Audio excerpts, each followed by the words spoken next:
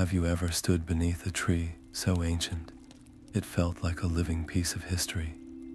A being whose very presence seems to hold the world together. Now imagine that tree is the source of all light in your world, and you are one of the few entrusted with its protection. What would you do if you saw the first signs of its dying? What would you risk to save it? This is where our story begins, not with a hero, but with a young guardian named Alara, whose courage would change everything. We'd love to know where you're listening from right now, and what time it is where you are, whether it's late evening or the quiet hours of dawn. Let us know in the comments below. Your presence here is part of this shared journey. In the heart of the sacred Silverwood, two magnificent trees have stood since time beyond memory. Tulperian, shimmering with silver radiance, and Lorelin, glowing with golden warmth. Together, they are the two trees, the eternal beacons whose light sustains all life. Alara, a young guardian, has spent her life in their gentle glow, learning their rhythms and secrets. But one day, she notices something that chills her to the core. A single leaf on Tulperian, the elder tree, curling in on itself, its luminous silver fading into a sickly gray. It isn't just aging, it's decaying, and it feels deeply, terribly wrong. Driven by duty and a growing dread, Alara makes a choice that defies ancient law. She begins to climb Tulperian's immense trunk, her hands scraping against bark that has known no human touch for centuries. She knows the consequences could be severe. The trees are protected by sacred decrees, and no one is permitted to ascend them. But something whispers to her that this is no ordinary blight. It feels like a warning, a hint of something far darker gathering at the edges of their world. As she climbs higher into the thinning branches, the tree's light flickers unpredictably around her, casting long shadows that seem to move with a life of their own. What she discovers there will set in motion a chain of events that threatens not just the Silverwood, but the very balance between light and shadow. This is the story of the day the two trees began to die, and the young guardian who refused to let the light fade without a fight. Each upward movement is a battle against the weight of tradition and the growing unease in her own heart. The silvery bark that once felt smooth and welcoming now scrapes against her palms, its texture grown strangely brittle and sharp. With every pull higher, the branches thin and sway precariously beneath her weight, and the air itself seems to change, growing heavy with a silence that is anything but peaceful. Tulperian's magnificent light, usually a steady and comforting pulse, begins to behave erratically.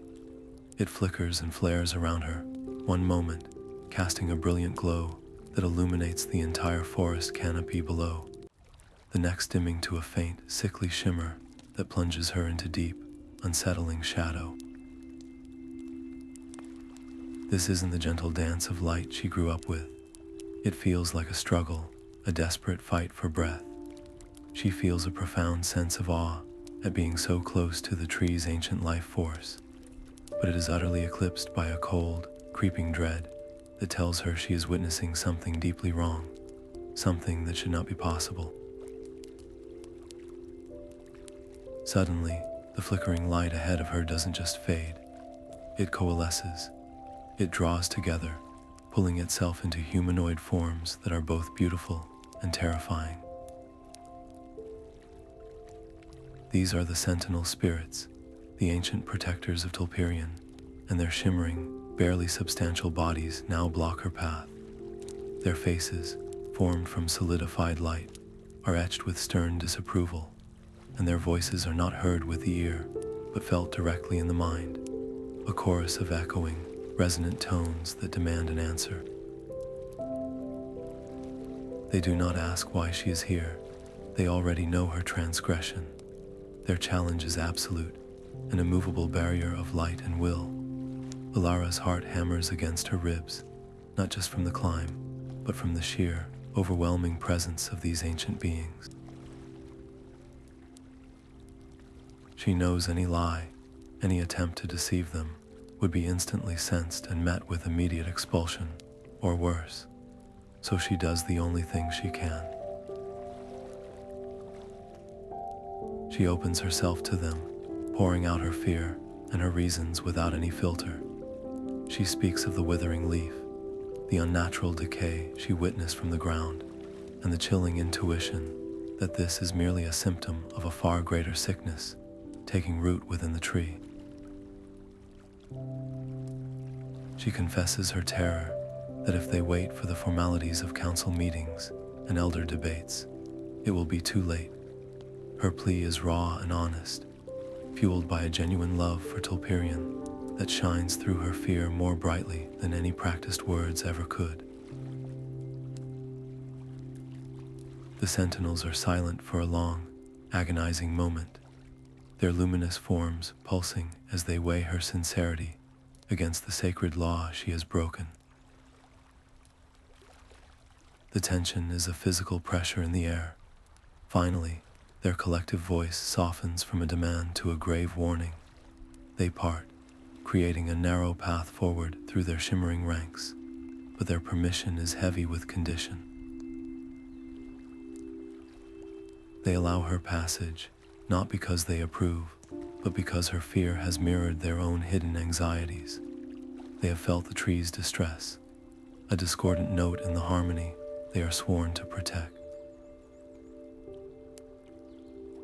With this reluctant allowance comes a final, chilling caution that echoes in her mind long after their forms dissolve back into the ambient light. She may proceed, but she must not disturb the tree's heart. The consequences of such a disturbance, they warn, would be dire beyond imagining, potentially unraveling the very fabric of the light they all depend on. Their warning is not a threat to her personally, but a stark statement of fact about the fragile, immense power she is now approaching. The path is clear, but the weight of her responsibility has just multiplied 100-fold. Pushing past the final barrier of intertwined branches, Alara enters a space that feels less like a part of the tree and more like its very soul. This is the inner sanctum, a chamber woven from living wood and thrumming with a light so pure, it feels like a second heartbeat. At its center hangs the heart of Tulperian itself, a massive, crystalline reservoir of luminous sap that pulses with a slow, rhythmic silver radiance, casting shifting patterns on the walls. It is the most beautiful thing she has ever seen, and it is being strangled before her eyes, writhing through the brilliant fluid, like black poison in a vein, is a complex web of shadowy filaments. They pulse with a sickening, inverse rhythm to the tree's own light, not just dimming it, but actively consuming it, turning brilliance into void. This is no simple sickness or natural decay. The pattern is too deliberate, the movement too sinister. A shard of ice-cold recognition stabs through her. She has seen sketches of this in the oldest, most restricted Guardian texts, the telltale signature of the Umbral blight, a corruption everyone believed was a forgotten myth, a story to scare novices. It was a force said to feed not on wood or leaf, but on hope and memory itself. Her breath catches in her throat. Every instinct screams at her to retreat, to scramble back down and alert the elders. They possess knowledge and power far beyond her basic training. They could assemble a circle, perform a grand ritual, but how long would that take? How many debates would be held while this vile network spreads? She can see it growing, even as she watches, the dark veins thickening infinitesimally with each pulse of the dying light. The Sentinel's warning echoes in her mind. To disturb this place could bring catastrophe. Would her well-intentioned efforts only hasten the end? The weight of the decision is paralyzing. To act is to risk unimaginable consequences on her own shoulders. To leave is to potentially condemn Tulperian, while a council argues. A surge of defiant protectiveness washes over her, overpowering the fear. She cannot just walk away. She remembers a fragment of an old song, a melody of purification. She once overheard an elder humming while tending a blighted sapling. She was later sternly told that particular song was not for her to learn, its power too direct, and its use forbidden to all but the most experienced. It was considered a dangerous shortcut, a spell that could burn out the weak or backfire if performed with imperfect intent, but it is the only tool she has. Steeling herself, she closes her eyes, pushes all doubt aside, and begins to sing. Her voice is soft at first, then grows stronger, weaving the ancient, forbidden notes into the air. She pours every ounce of her love for the tree, her fear for her home, and her desperate hope into the melody. For a glorious, heart-lifting moment, it works. The light in the chamber swells, brilliant and warm, and the shadowy veins recoil as if scalded, hissing and shrinking back from the pure sound. But the victory is terrifyingly brief. The recoil is not a retreat, it is a gathering. The shadows don't dissipate. Instead, they pull back into a dense, concentrated knot of darkness deep within the core of the sap, and from that darkness, a new sensation blooms. It is a cold, focused attention that settles upon her like a physical weight. The whispering in her mind that was just an echo before now sharpens into a blade of thought, not of words, but of pure, ancient malice and a profound, lonely sorrow. Her song didn't destroy the blight, it merely annoyed it, and in doing so, she hasn't just found the corruption, she has announced her presence to the consciousness lurking within it. The tree shudders around her, not with life, but with a deep and ominous resonance that has nothing to do with her song. She is no longer a healer in a sick room. She is a mouse that has just tapped on the cat's paw. The final note of the forbidden song hangs in the air, a fading vibration of pure light, and for one breathtaking second, Alara allows herself to believe it was enough. The shadowy veins have recoiled from the tree's heart, and the chamber feels momentarily brighter, filled with the echo of her own hope, but the silence that follows is not peaceful. It is a vacuum, a held breath, and into that void, something else flows. It is not a sound heard by the ear, but a sensation that crawls directly into her mind, a cold, slithering whisper that feels like frozen silk, brushing against her thoughts. There are no clear words, only impressions, a profound, aching sorrow so deep it feels bottomless, and woven through it, a thread of pure, intelligent malice.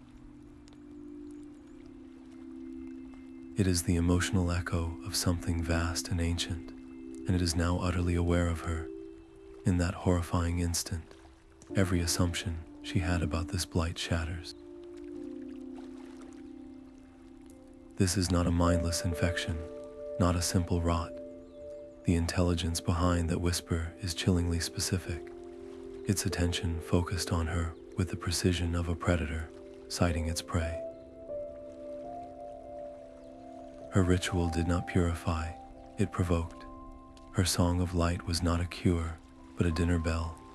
She hasn't just found a sickness, She has stumbled into a conversation with the sickness itself, and her unauthorized entry has made her the sole topic. The tree gives another violent shudder, a deep groaning that vibrates through the wood beneath her feet and up into her bones. The light in the sanctum, which had flared with her song, now dims precipitously, dropping to a faint, guttering glow that struggles against a rising tide of darkness. The whispered presence in her mind doesn't fade, it intensifies, a cold pressure that promises this is only the beginning. Panic, cold and sharp, lances through her. Every second, she remains here as a second. This sentient blight has to study her, to perhaps find a way to touch her more directly. The Sentinel spirits, warning about dire consequences, screams in her memory. Was this what they feared? That someone would awaken whatever this is. Her climb, her ritual, her desperate attempt to help may have been the very spark that ignites the catastrophe. There is no time for regret, only for flight. She turns from the pulsating, shadow-threaded heart of Tulperian and launches herself toward the descending branches, her movements frantic and uncoordinated. The graceful climb up is now a terrified scramble down.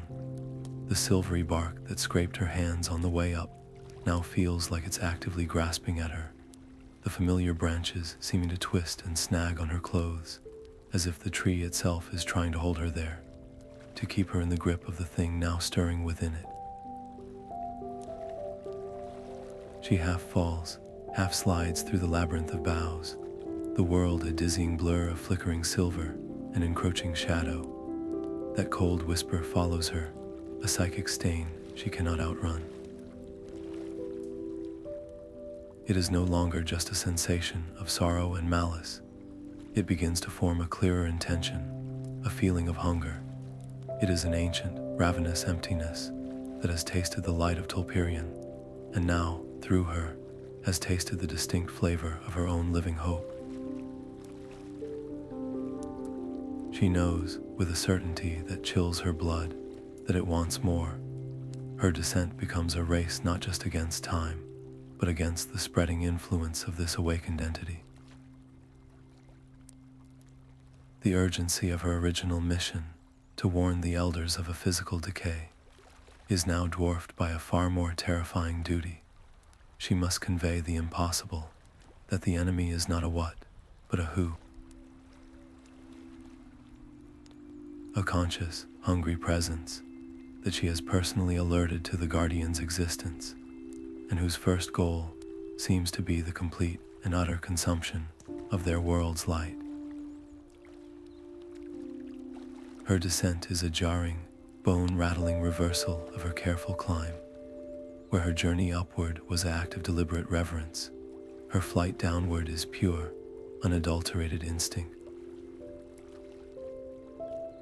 She doesn't so much climb as she falls with purpose, her hands scraping raw against the bark as she half slides, half tumbles through the labyrinth of Tulperian's mighty boughs.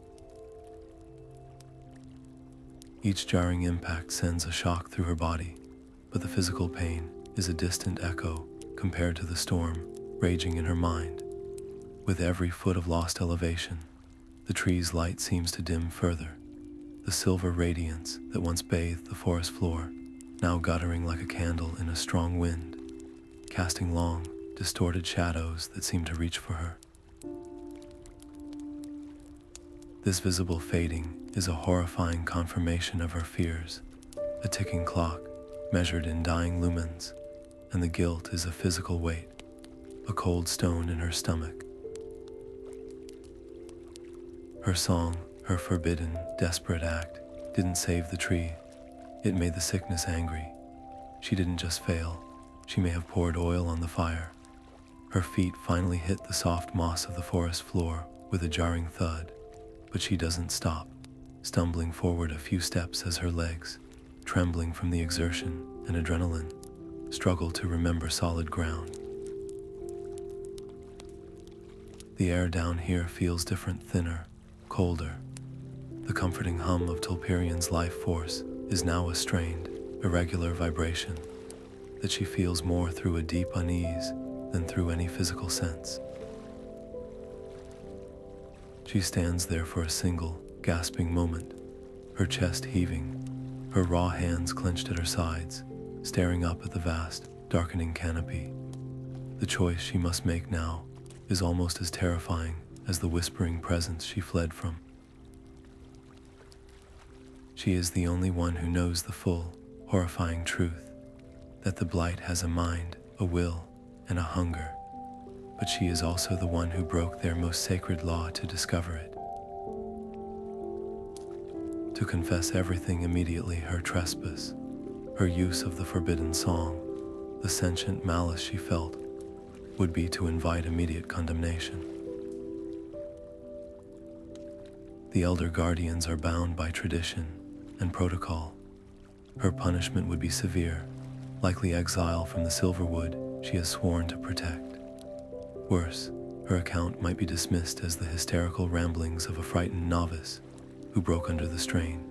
Her story of a whispering shadow seen as a fantasy concocted to justify her crime. Precious time would be wasted debating her fate and the veracity of her claims, while the true enemy consolidates its power within Tulperian. The council moves slowly. This thing in the tree does not. The alternative is to lie, to hide her transgression. She could claim she merely observed the decay from a high branch, that she felt a disturbance and retreated. She could present herself as a brave scout who witnessed a grave threat, omitting the part where she poked it with a forbidden stick. This path offers her a chance to remain, to be part of the solution, to potentially guide the response without the stain of her actions clouding her credibility. She could avoid punishment and perhaps still help, but the risk is astronomical. If the elders, acting on her incomplete information, attempt a ritual that is ineffective, or worse, agitates the entity further, the resulting catastrophe would be on her hands. Her secrecy could doom them all, a lie of omission with consequences far greater than any punishment for truth. The internal debate is a whirlwind, lasting only the span of a few frantic heartbeats, but it feels like an eternity. She looks from the dying tree to the gathering figures of other guardians now emerging from the groves, their faces etched with confusion and alarm as they feel the world growing darker around them. Their eyes find her, standing alone and disheveled at the base of the great tree, and the questions in their gazes are as clear as day. She sees their trust, their need for an answer, and she knows in that instant that she cannot build what comes next on a foundation of a lie. The truth may break her, but a lie could break their entire world. As the first of the Elder Guardians, a stern woman named Lyra, with eyes like chips of flint, approaches with a demand for an explanation. Alara makes her choice. She draws a shaky breath, straightens her shoulders despite the tremors still running through her, and she speaks. Her voice is hoarse at first, then grows stronger as she holds nothing back.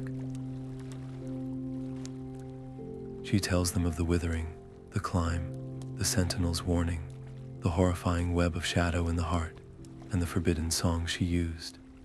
And finally, she tells them the part that sounds like madness even to her own ears. The cold, intelligent whisper that answered her, the sentient sorrow and malice that now knows they are there. She offers it all, placing her fate and her credibility entirely in their hands. The silence that follows her confession is heavier than the darkness gathering above.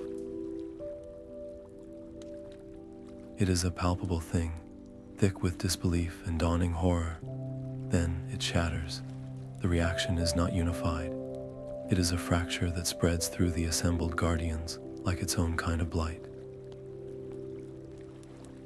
A faction, led by a younger guardian named Kale, who has always seen her potential, steps forward. Their faces are pale but resolute. They believe her.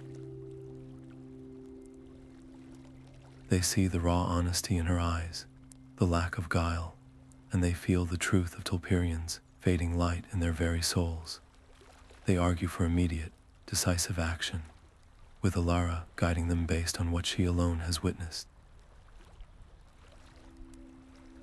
But the larger group, the traditionalists led by Elder Lyra, recoils. Their faces harden into masks of outrage and fear. They do not see a brave whistleblower. They see a reckless heretic. A harbinger of doom. In their eyes, Elara is not the one who discovered the threat. She is the one who caused it. Her forbidden song, they declare, must have been the trigger that activated a dormant corruption. Her climb was the desecration that weakened Tulperian's defenses. They see her not as a savior, but as the source of the plague itself, a living embodiment of the catastrophe they now face. Her truth, offered freely, has not united them. It has cleaved them in two, creating a rift of fear and suspicion at the precise moment when unity is the only thing that could possibly save them. The air in the clearing feels thick enough to choke on, a suffocating mix of fading light and rising panic. Alara stands at the center of the circle of elders, a ring of ancient guardians whose faces are etched with lines of wisdom, and now a deep, unsettling fear. Above them, Tulperian's dimming glow casts long, wavering shadows that dance across their features, a visible countdown to disaster that makes her testimony all the more urgent and all the more terrifying to hear. She forces her voice to remain steady, recounting every detail: the climb, the sentinels, the horrifying web of corruption in the heart of the tree, and the cold, intelligent whisper that answered her song. She holds nothing back, her words painting a picture not of a simple blight, but of a conscious, malevolent force awakening within their most sacred protector.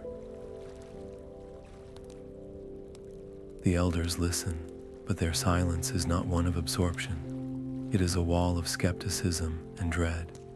When she finishes, the quiet is broken not by questions, but by accusations. Elder Lyra, her voice like cracking ice, is the first to speak. You speak of a consciousness, a whisper in the mind. These are the fancies of a child, frightened by the dark, amplified by a guilt-ridden conscience. You violated our most sacred law, and now you ask us to believe that your reckless song summoned a demon from stories meant to frighten children.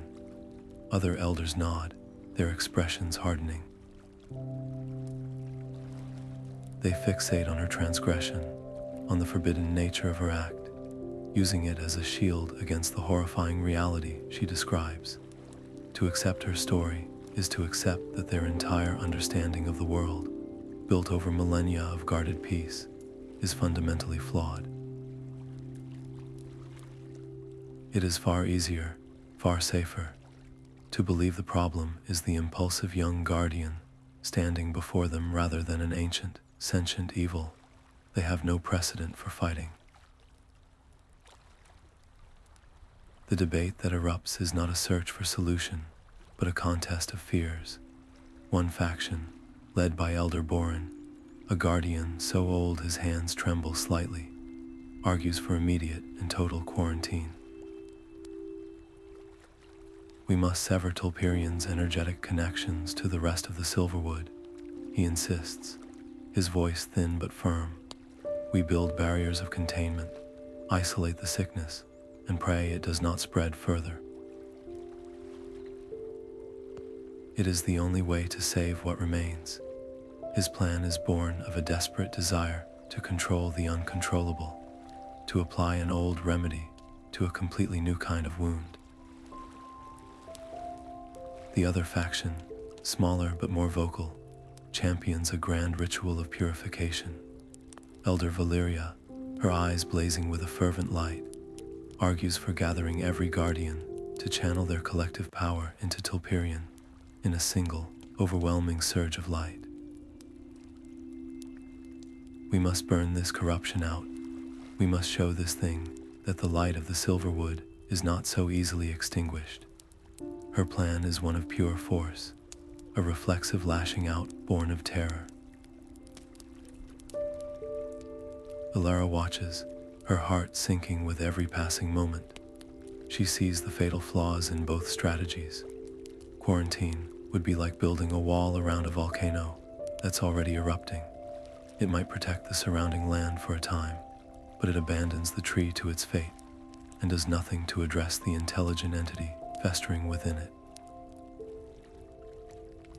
It is a surrender. The grand ritual is even more dangerous. Pouring that much raw, untargeted energy into the tree would be like throwing oil on a fire. It would not heal the sentient shadow. It would feed it, enrage it, potentially giving it enough power to break free entirely. The elders are debating with the tools of a forgotten age, their knowledge fragile and incomplete, and their indecision is a luxury they simply do not have. A desperate conviction rises in her chest, cutting through her fatigue. "You're both wrong." The words burst from her, louder than she intended, silencing the arguing elders. All eyes turn to her, some wide with shock, others narrowing in anger. This isn't a sickness you can cut out or burn away. It's a predator. It thinks. It feels. It's hungry. Quarantine will only make it a prisoner in a cell. It will eventually break. A grand ritual will be a feast that makes it stronger. We have to understand it. We have to find a way to address the consciousness behind the decay, not just the decay itself. We need to act, but we need to act with precision, not panic. Her plea hangs in the air, a stark contrast to the elders' circular arguments. For a long moment, there is only the sound of Tulperian's labored, fading breath. Then, a shift occurs. It doesn't come from the circle of elders. It comes from the periphery, from the ring of younger guardians who have been watching the proceedings in tense silence. Kale, the guardian who first supported her, steps forward, then another, a woman named Sariel, then a dozen more. They do not look at the elders, they look at Alara. They see not a heretic, but the only person who has faced the true horror and returned to speak of it. They see her raw courage, her willingness to stand against tradition for the sake of truth. Her insistence on immediate, intelligent action resonates with their own impatience with the elders' cautious, outdated ways. "We stand with Alara," Kale says, his voice firm and clear, cutting through the tension. "We will not stand by and watch the light die while we debate which old book to consult. She has seen the enemy. We will follow her. The declaration is not a request. It is a statement of fact." It creates a visible, painful rift right through the heart of the guardian community. On one side, the circle of elders, cloaked in tradition and frozen by fear. On the other, a new generation, galvanized by Alara's desperate truth and ready to challenge the old ways. As this new division solidifies, a palpable change sweeps through the clearing. It is as if the very argument, the fracture in their unity, has sent a signal. The shadow's influence, which had been contained to Tulperian's higher branches, begins to seep downward like a slow, vile mist. It creeps along the ground, causing the vibrant moss at their feet to turn a sickly gray and crumble to dust. The leaves of the surrounding trees, which had merely been dimmed, now begin to curl and blacken at the edges. The air grows colder, carrying with it the faint, chilling echo of that same sorrowful malice Elara felt in the heights. The stakes are no longer theoretical. The enemy is no longer confined. It is among them, feeding on their discord, and the community meant to stand against it is now tragically, dangerously divided. The argument was still raging, the air thick with accusation and fear, when the world ended for a second time. It did not happen with a slow fade or a quiet sigh. It happened with a scream, a sound that was not a sound at all, but a wave of pure, agonized light that exploded from the heart of the Silverwood where Lorelin stood. It was a golden, piercing cry of ultimate anguish that tore through the minds of every living thing, a final, desperate signal of a life being violently extinguished. For one blinding, heart-stopping second, the entire forest was frozen in that silent, golden scream. Then came the silence, an absolute, suffocating void of silence. And with it, the darkness. Lorelin's magnificent golden radiance did not dim. It shattered. It was as if a million suns were snuffed out in the same instant, their light replaced by an impossible, hungry blackness that erupted from the tree and rolled outward in a physical wave. This was no mere shadow. It was a tidal wave of anti-light, a crushing cold that washed over the land, stealing warmth, sound, and hope in its path. The wave hit the clearing where the guardians stood, and it felt like drowning in ice. The very air grew heavy and thin, each breath a struggle against a pressure that sought to crush their spirits as much as their bodies. Where moments before there had been two sources of light, one silver and fading, one gold and vibrant. Now there was only the weak, guttering flicker of Tulperian, fighting a losing battle against a night that had become absolute. For a heartbeat, there was only stunned, horrified silence. Then chaos, cries of denial and raw terror, erupted from both elders and newcomers alike. The debate was over. The theoretical had become catastrophically real. Alara didn't think, she moved. Her body reacted before her mind could process the sheer scale of the loss. Lorelin, the name was a gasp on her lips, and she was running, her feet pounding against the cold, suddenly brittle earth. Behind her, she heard the footsteps of Kale, Sariel, and the other allies who had moments ago pledged to follow her. They ran not as a disciplined unit, but as a desperate, heartbroken group, charging toward the epicenter of a disaster they could scarcely comprehend. The run through the Silverwood was a journey through a dying world. The wave of shadow had left its mark on everything. The familiar, comforting glow of bioluminescent fungi on the forest floor was gone, their light eaten away. The leaves above, which normally shimmered with reflected light, were now dull and black, rustling with a dry, skeletal sound that was utterly wrong. The very path itself seemed unfamiliar, twisted by the oppressive gloom, and with every step, the cold deepened, a chill that seeped through their clothes and into their bones, carrying with it a profound, soul-crushing despair. It was a feeling that whispered of futility, that urged them to stop, to lie down, to give up because the light was gone and nothing they could do would ever bring it back. When they finally burst into the great meadow that housed Lorelin, they skidded to a halt, their breath catching in a collective gasp of horror. They were too late. So terribly, utterly too late. The great golden tree, which had stood as a testament to warmth and growth for eons, was now a grotesque silhouette against a starless sky. It was completely enveloped in a creeping, viscous gloom that seemed to pulse with a life of its own. Thin, vein-like tendrils of darkness coiled around its massive trunk and branches, constricting it, draining it. There was no sign of the sentinel spirits that should have been guarding it, no hint of the golden sap that was its lifeblood, only a silent, terrible absorption. The sight was a physical blow.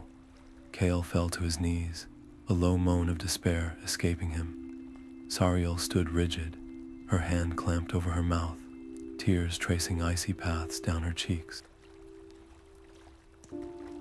The hope that had fueled their run here evaporated, leaving behind the cold, hard reality of absolute loss. And with that reality came an impossible choice, shouted over the howling emptiness by Kale. The sentinels, the ground guardians, they were posted here. They might still be in there, trapped. His voice was raw with a desperate need to find something, anything, to save from the wreckage. The idea was madness. To enter that shroud of gloom was to willingly walk into the belly of the beast. The shadow was no longer a distant threat in one tree. It had taken full, violent possession of another. To step into its domain was to offer themselves to it directly. Every instinct for self-preservation screamed at them to fall back, to retreat to the relative safety of the Silverwood's edge, where Tulperian still feebly fought, to regroup with the Elders and form some kind of defensive plan. It was the logical, tactical choice, the safe choice, but as Alara stared into the consuming darkness where Lorelin had once stood, she didn't see a tactical problem. She saw people. She saw faces she knew, guardians she had trained with, laughed with, shared duties with. The thought of leaving them in that suffocating darkness, alone and terrified, was a pain greater than any fear for her own safety. Her own experience with the whispering presence in Tulperian told her that a quick death was likely not what awaited anyone inside.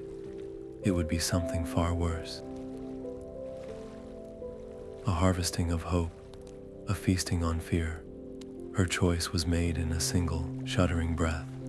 She could not choose the safe path, not while there was even the faintest, most foolish chance that someone might be saved. "We go in," she said, her voice quieter than the gloom around them, but with a core of iron, resolve that brooked no argument. "We stay together. We look for anyone we can find, and we get out." Fast, she didn't wait for agreement. She simply turned and took the first step across the threshold into the shadowy zone. The change was instantaneous and horrifying. Crossing into the area dominated by the fallen, Lorelin was like stepping into another world, one where the rules of reality had been rewritten by despair. The air was so thick and cold it felt like breathing sludge. Sound died inches from their mouths, creating an eerie, suffocating silence. But the worst part was the light, or the utter lack of it. The light from their own bodies, the innate luminescence that every guardian possessed, seemed to weaken and die. It was as if the very concept of light was forbidden here, its memory fading from their minds with every step they took deeper into the gloom. They were not just walking in darkness, they were walking in a place that had murdered light itself, and each footstep forward was a battle against the overwhelming urge to surrender to the void that pressed in on them from all sides. The oppressive gloom Beneath Lorelin's shrouded form was a physical weight, a suffocating blanket of silence and cold that made every movement feel slow and heavy. Elara and her small band moved like ghosts through the graveyard of what had once been the most vibrant place in the Silverwood, their own inner light struggling against the shadow's relentless drain. They had found no survivors, no trace of the guardians who had been stationed there, only an aching, hollow emptiness. It was Kale, his boot catching on something half buried in the ashen soil, who stumbled and nearly fell. As he steadied himself, he looked down, then knelt, brushing away the crumbling, dark earth with a frantic urgency. "Alara," he whispered, his voice strained against the silence. Look, what emerged from the gloom was not a natural rock, but a smooth, rectangular stone tablet, its edges worn by unimaginable age, and against all logic, it was glowing. Not with the brilliant light of the trees, but with a faint, steady, silvery luminescence that seemed to emanate from within the stone itself, a defiant spark in the overwhelming darkness. The ancient script carved into its surface was unlike any Alara had seen in the Guardian archives. The characters were more fluid, more primal, a language from a time before time. Yet, as her fingers traced the cool, glowing grooves, the meaning flowed into her mind, not as words, but as images and emotions, a story etched in light and memory. The tale it told was both a revelation and a condemnation. It spoke of the first days, when Tulperian and Lorelin were mere saplings, their light new and fragile. And it spoke of a shadow, not a mindless force of nature, but a being of pure, wounded light that had become trapped in its own isolation and despair, its pain twisting into a blight that sought to extinguish all other light out of a terrible, lonely envy. The ancient guardians, the first wardens, did not defeat this enemy with overwhelming force or grand rituals. They could not, for its power was a mirror of their own. Instead, they achieved victory through a unity that transcended their individual strength, weaving their light together in a song of such profound empathy and understanding that it reached the heart of the shadow's sorrow. They did not destroy it. They offered it a chance to be seen, to be heard, and in a final act of sacrifice, the greatest of the first wardens had offered a piece of her own light to the entity, not as a weapon, but as a gift of companionship, a spark to rekindle its own drowned brilliance. The shadow, its rage quelled by this unimaginable compassion, had receded, its essence fracturing and slumbering deep within the roots of the world, its memory fading into legend and then into forgotten myth. The implications crashed over Alara with the force of a tidal wave. This was no new invasion. Their current catastrophe was a recurrence, a second awakening of the same ancient enemy, perhaps stirred by some unknown disturbance, or simply because the memory of that old unity had faded from the world, leaving it vulnerable. The Elder's knowledge was not just incomplete, it was a pale, fragmented echo of a truth that had been deliberately lost, likely because the price of that first victory, the sacrifice required, was too terrible to pass down. The tablet wasn't just a history lesson, it was a key. It contained not a spell for destruction, but a blueprint for healing. It was a message of hope, but one written in the language of immense danger. And this presented her with an impossible choice, right there in the choking dark.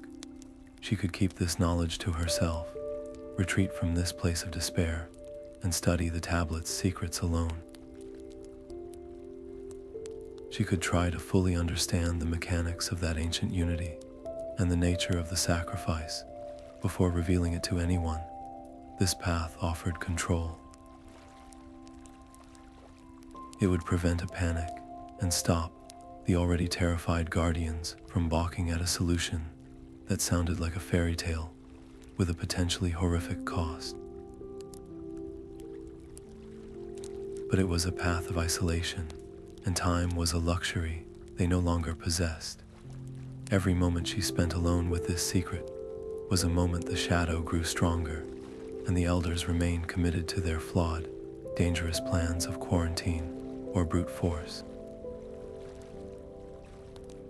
The alternative was to share it now, to reveal this dangerous hope to everyone, including those who saw her as a harbinger of doom. She would be handing them a story that spoke of empathy for a monster and a victory bought with sacrifice. It could shatter what little resolve they had left. It could be seen as proof that their situation was utterly hopeless, that the only solution was something no one would ever willingly agree to. Or it could be the one thing that finally united them. It could provide a purpose beyond mere survival, a goal that was about healing rather than killing.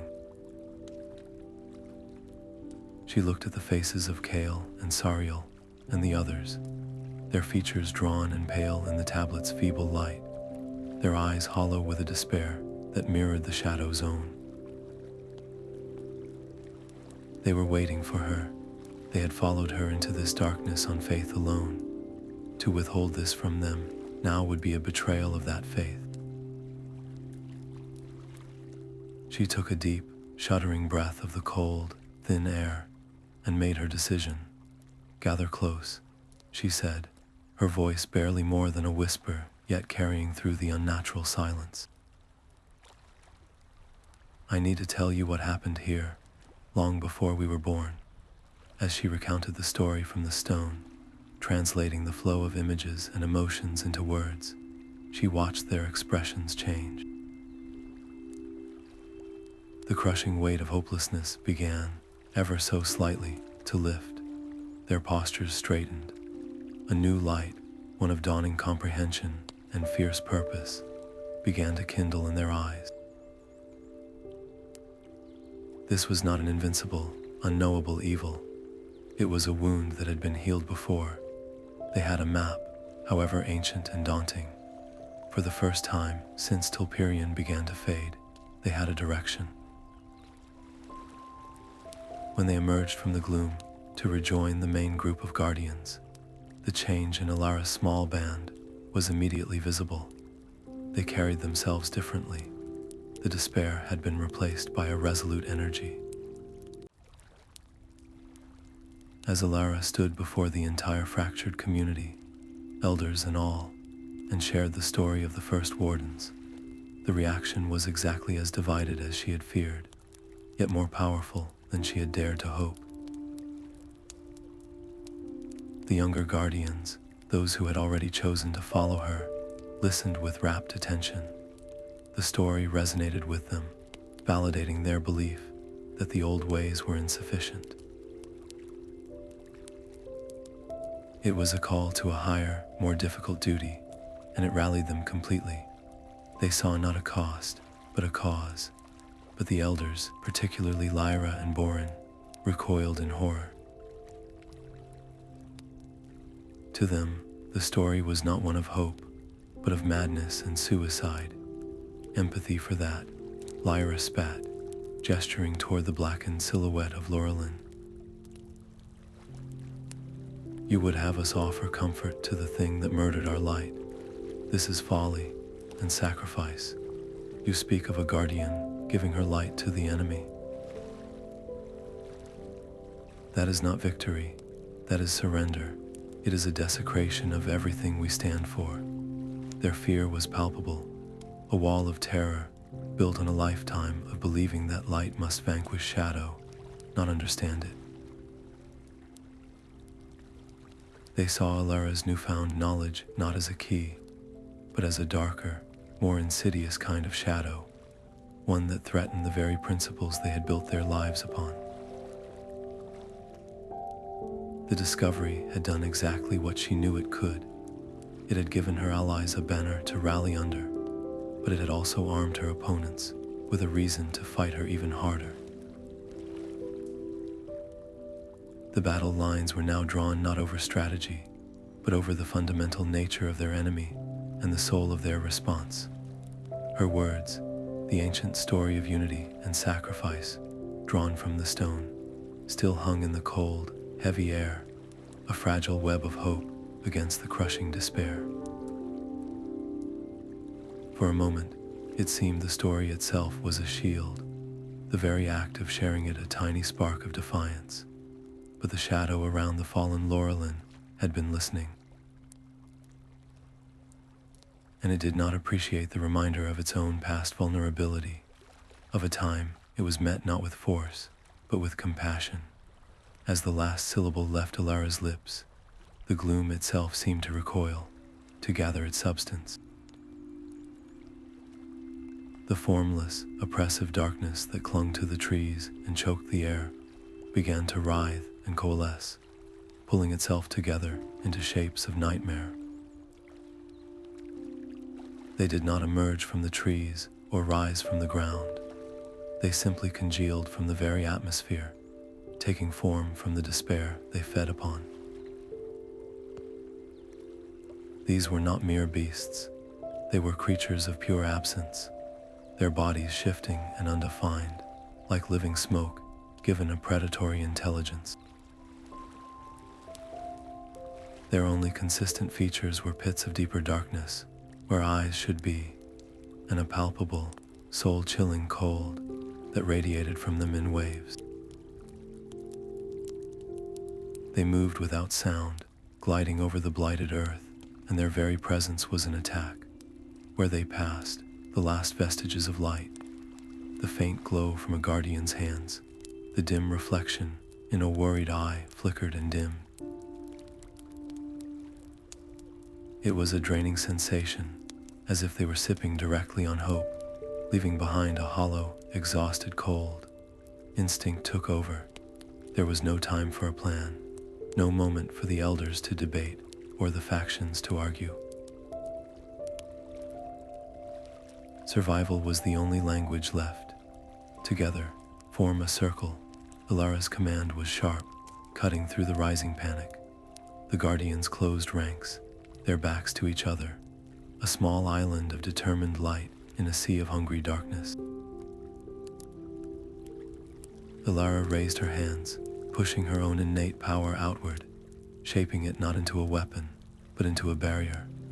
A shimmering, dome-like shield of soft silver light sprang into existence around their small group. It was a desperate, clumsy construct, born of instinct rather than training, and the moment the first shadow creature touched it, she felt the impact like a physical blow to her own spirit. A searing cold lanced up her arms, and a wave of dizziness washed over her. Maintaining the barrier was like trying to hold back a tide with her bare hands. It was an immense drain on her energy, exhausting her with every second it held. And the shadows learned. Their first attempts were simple, mindless presses against the light, but they quickly adapted.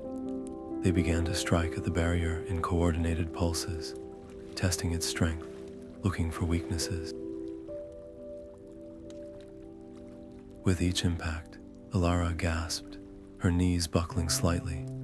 She could feel her own light being siphoned away to fuel the defense, a terrifying feedback loop where protecting herself made her weaker. But worse than the physical drain was the psychological toll. She could feel a larger, far more intelligent attention, focusing on her from the heart of the gloom surrounding Lorelin. Her use of power, her leadership, had made her a beacon. The same conscious malice that had whispered to her in Tulperian's heights was now watching her, studying her defenses with a cold, analytical interest. She wasn't just fighting monsters, she was performing for the master of the hunt. The barrier flickered violently under a concentrated assault from 3 of the creatures at once. A young guardian named Finn, seeing the strain on Alara's face and a gap opening to his left, acted on pure, brave impulse. He broke from the circle, shouting a challenge to draw the creatures away from her. He thrust his own gathered light forward, a brilliant lance of energy that speared through one of the shadows, causing it to shriek silently and dissolve into wisps of black mist. For a glorious second, it worked. The pressure on Alara's barrier lessened, but it was a trap. The moment Finn stepped out of the protective circle, the larger intelligence guiding the shadows seized its opportunity.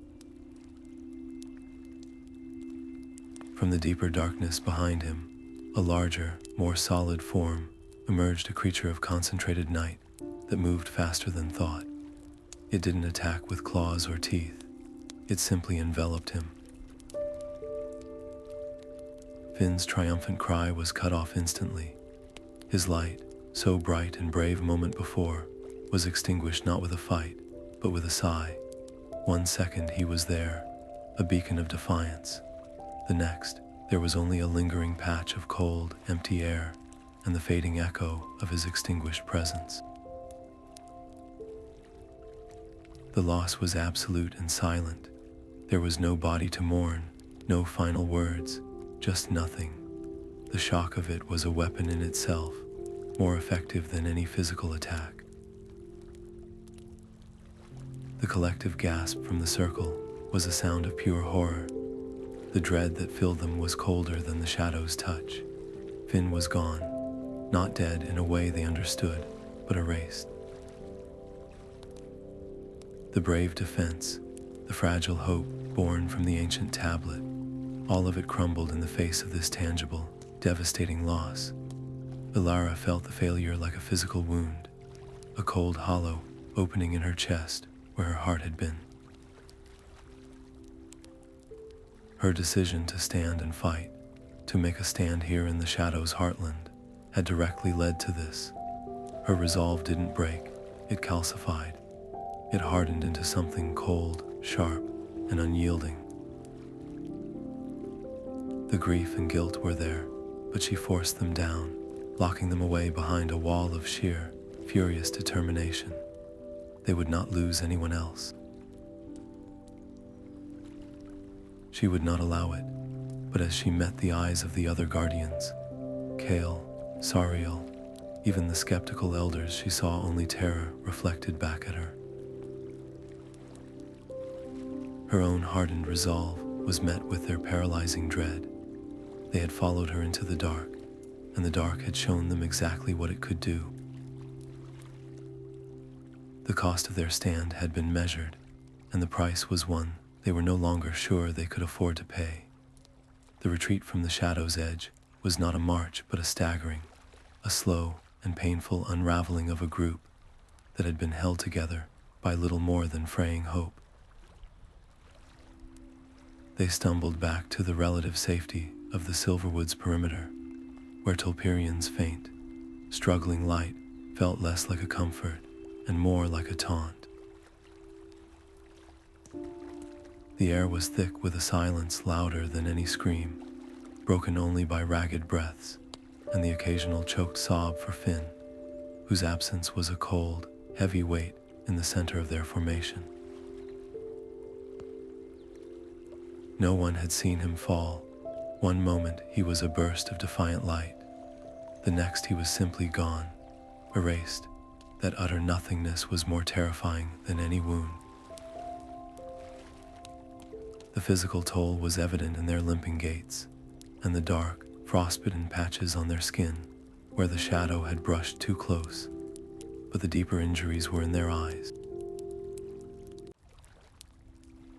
The spark of defiance that had carried them into the gloom had been extinguished, replaced by a hollow, exhausted dread, and in the wake of that failure, their fragile trust in Alara's leadership was crumbling like ash in their hands.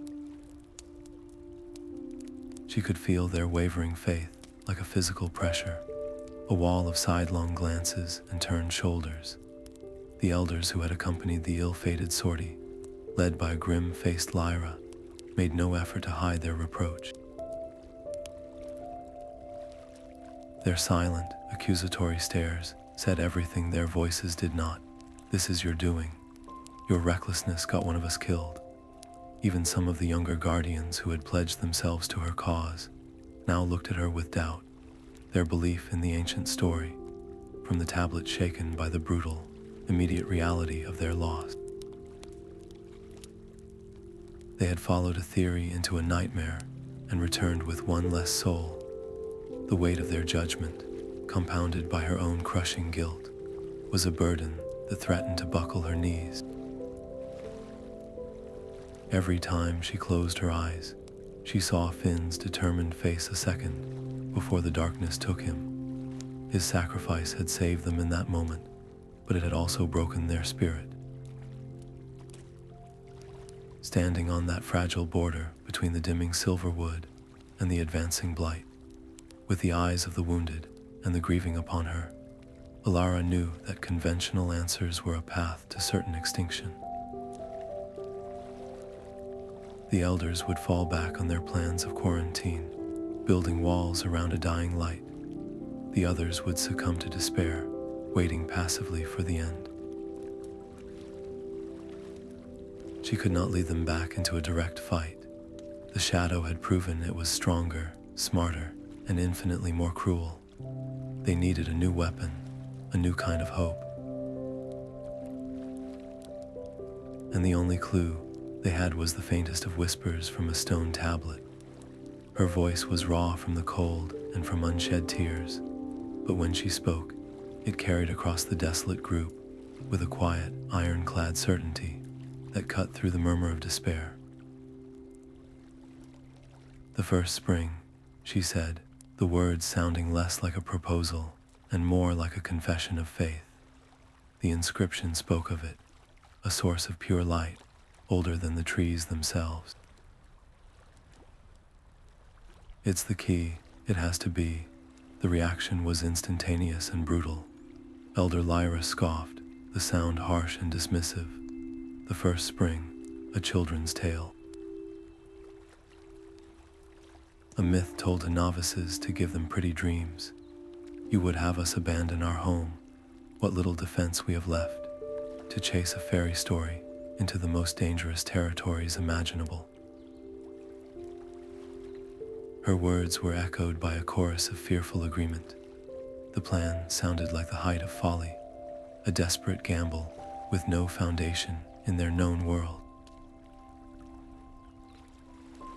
The lands beyond the Silverwood were not just unknown, they were actively hostile, territories that had fallen completely to the shadow's influence generations ago, places spoken of in hushed tones as the Blighted Wastes. To venture there was not just dangerous, it was, in the eyes of most, an elaborate form of suicide. The argument that erupted was fueled by grief and terror. They were arguing for the safety of the known, however bleak, over the insanity of the unknown. Alara listened to their fears, and she understood every single one. They were right. It was a fool's quest. The chances of finding a mythical spring were infinitesimally small. The chances of surviving the journey to even look for it were perhaps even smaller. The logical choice, the safe choice, the choice a true leader would make for her people, would be to stay and fight a defensive war with the tools they had. But as she looked at their defeated faces, illuminated by Tulperian's dying gasp, she knew with every fiber of her being that a defensive war was a war they would lose.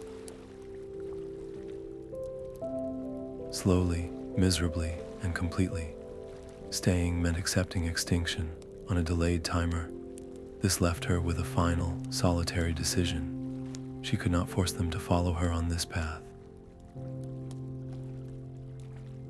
To do so would make her a tyrant, leading lambs to a slaughter they did not choose. The only other option was to go alone, to take the weight of this desperate hope onto her own shoulders and walk into the Blight by herself, freeing them from the burden of her failed leadership and her dangerous ideas. It would be a one-way journey, a solitary penance for Finn's loss.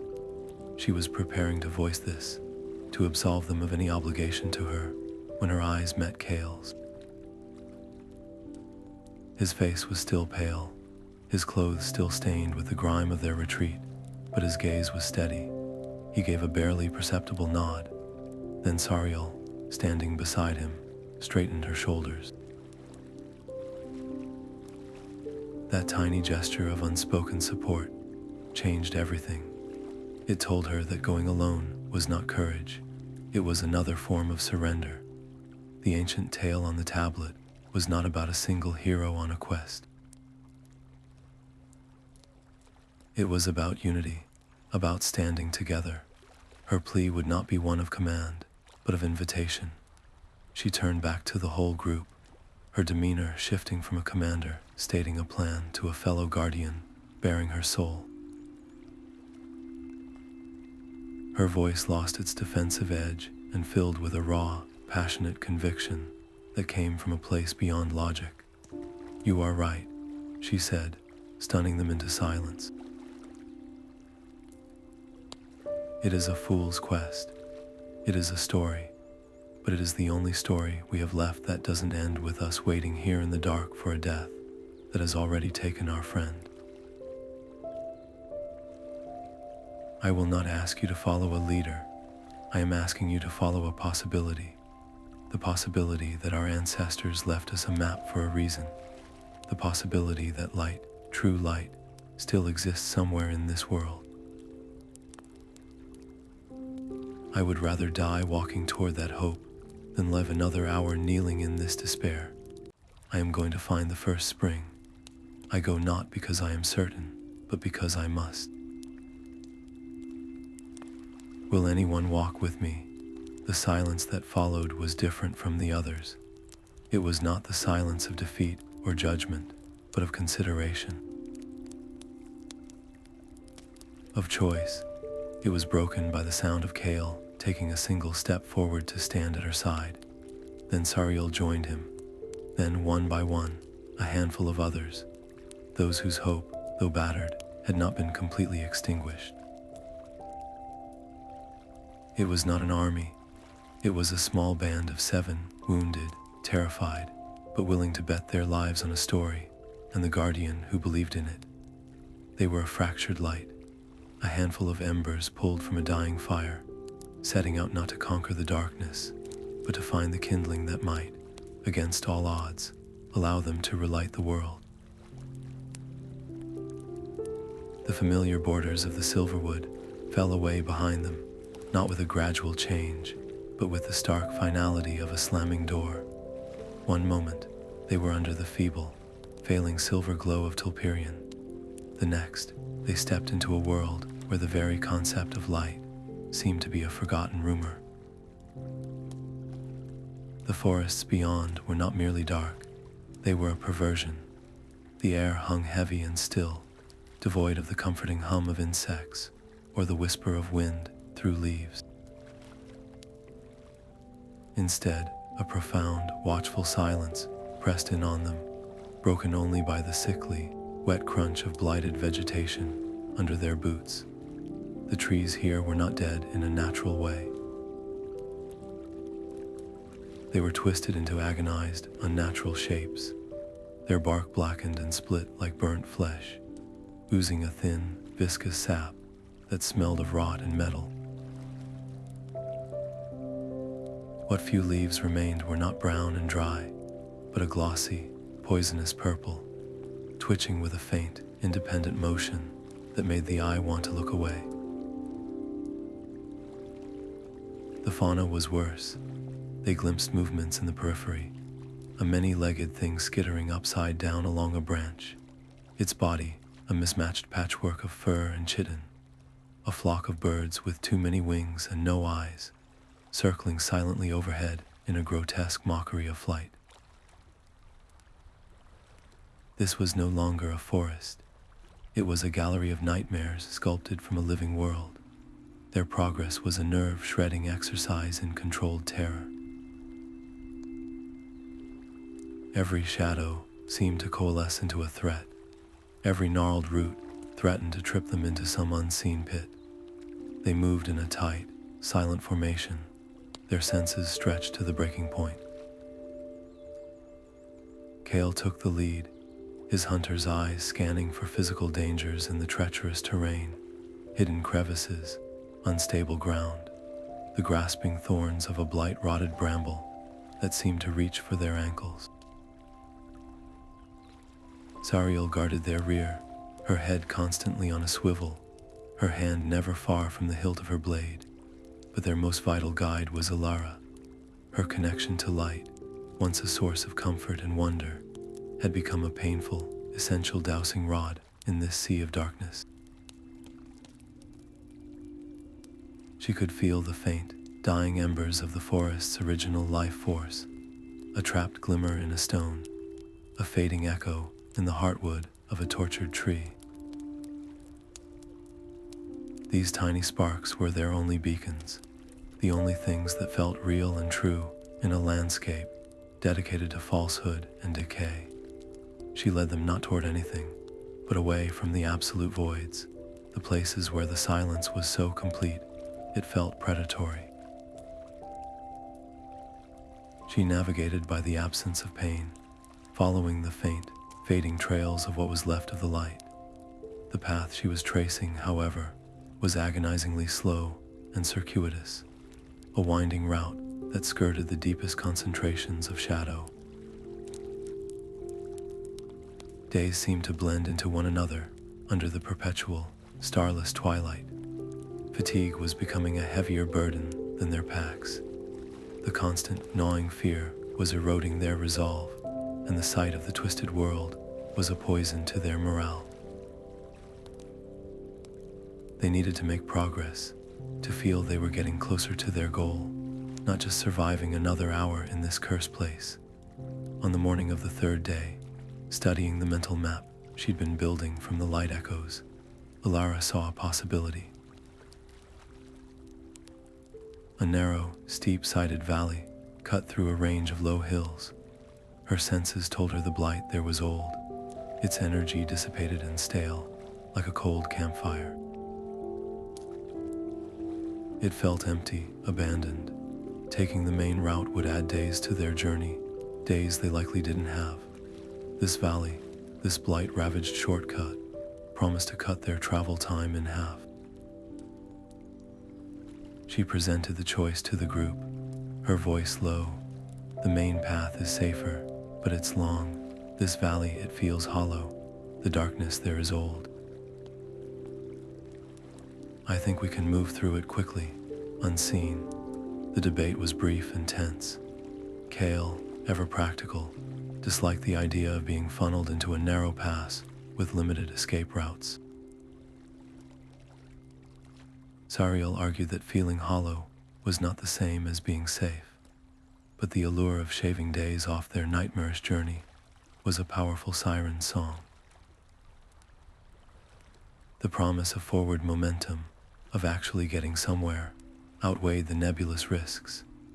With a deep breath, her own desire to find the spring clouding her usually sharp instincts, Alara made the decision. We take the valley, stay sharp, and move fast.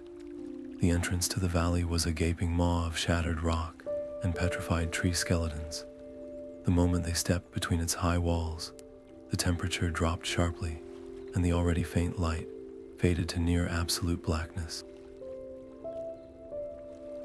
The ground underfoot was not earth, but a fine, gray ash that muffled their footsteps into an eerie silence. It was, as Alara had sensed, hollow. There was no sign of recent movement, no fresh corruption. It felt like a tomb. For the first hour, their pace was swift, a silent, single-file dash through the gorge, their hopes rising with every step. Perhaps she had been right. Perhaps their luck was turning. They were exactly at the valley's midpoint, its narrowest and deepest section, when the ambush was sprung. It did not begin with a sound. It began with the light. The faint luminescent moss they used to mark their path in the dark suddenly winked out, not just ahead or behind, but in a perfect circle around them. They were plunged into an instant, absolute blackness that felt solid and suffocating. In that same heartbeat, the hollow darkness around them came alive. It peeled itself from the valley walls in sheets, condensing into the familiar, hateful forms of the shadow creatures. But these were different. They did not attack with mindless rage. They moved with a chilling, coordinated precision. Larger, more solid forms dropped from the cliffs above, landing behind them to block their retreat. Smaller, faster entities shot from fissures in the rock ahead, cutting off their advance. They were not just surrounded, they were strategically contained, trapped in a killing box of their own choosing. The battle was immediate and brutal. There was no time for a shield, no room for a defensive circle. It was pure, desperate chaos. Kale's sword flashed in an arc of summoned light, meeting the cold void of a creature's form and shearing through it with a silent burst of energy.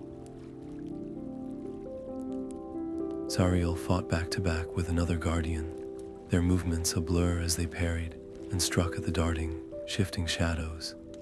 Alara fought with raw power, throwing bursts of concentrated light that forced the creatures back, but drained her with every blast. The cost was instant. One of their company, a young woman named Elara, was separated from the group by a feint from two creatures. The moment her light was isolated, a third, larger beast emerged from the ash at her feet and enveloped her. Her brief, choked cry was cut off as her light was extinguished, another soul erased in the crushing silence. The fight felt like it lasted an eternity, but it was likely only minutes before the shadow creatures, their purpose seemingly achieved, melted back into the valley walls as silently as they had emerged. The group stood panting in the returned, stale darkness.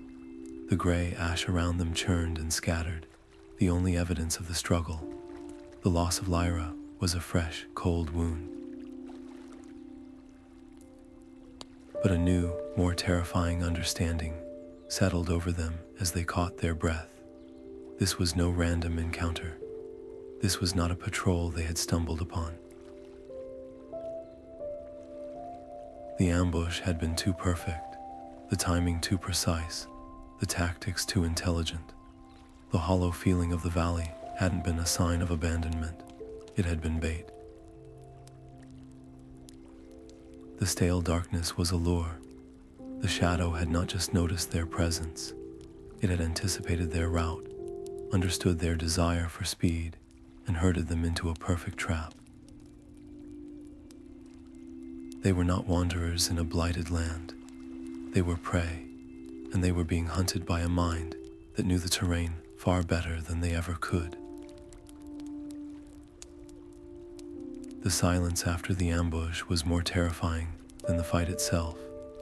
It was a thick, heavy blanket of emptiness, broken only by their own ragged, panicked breaths and the soft, sickening sound of Kale's struggle.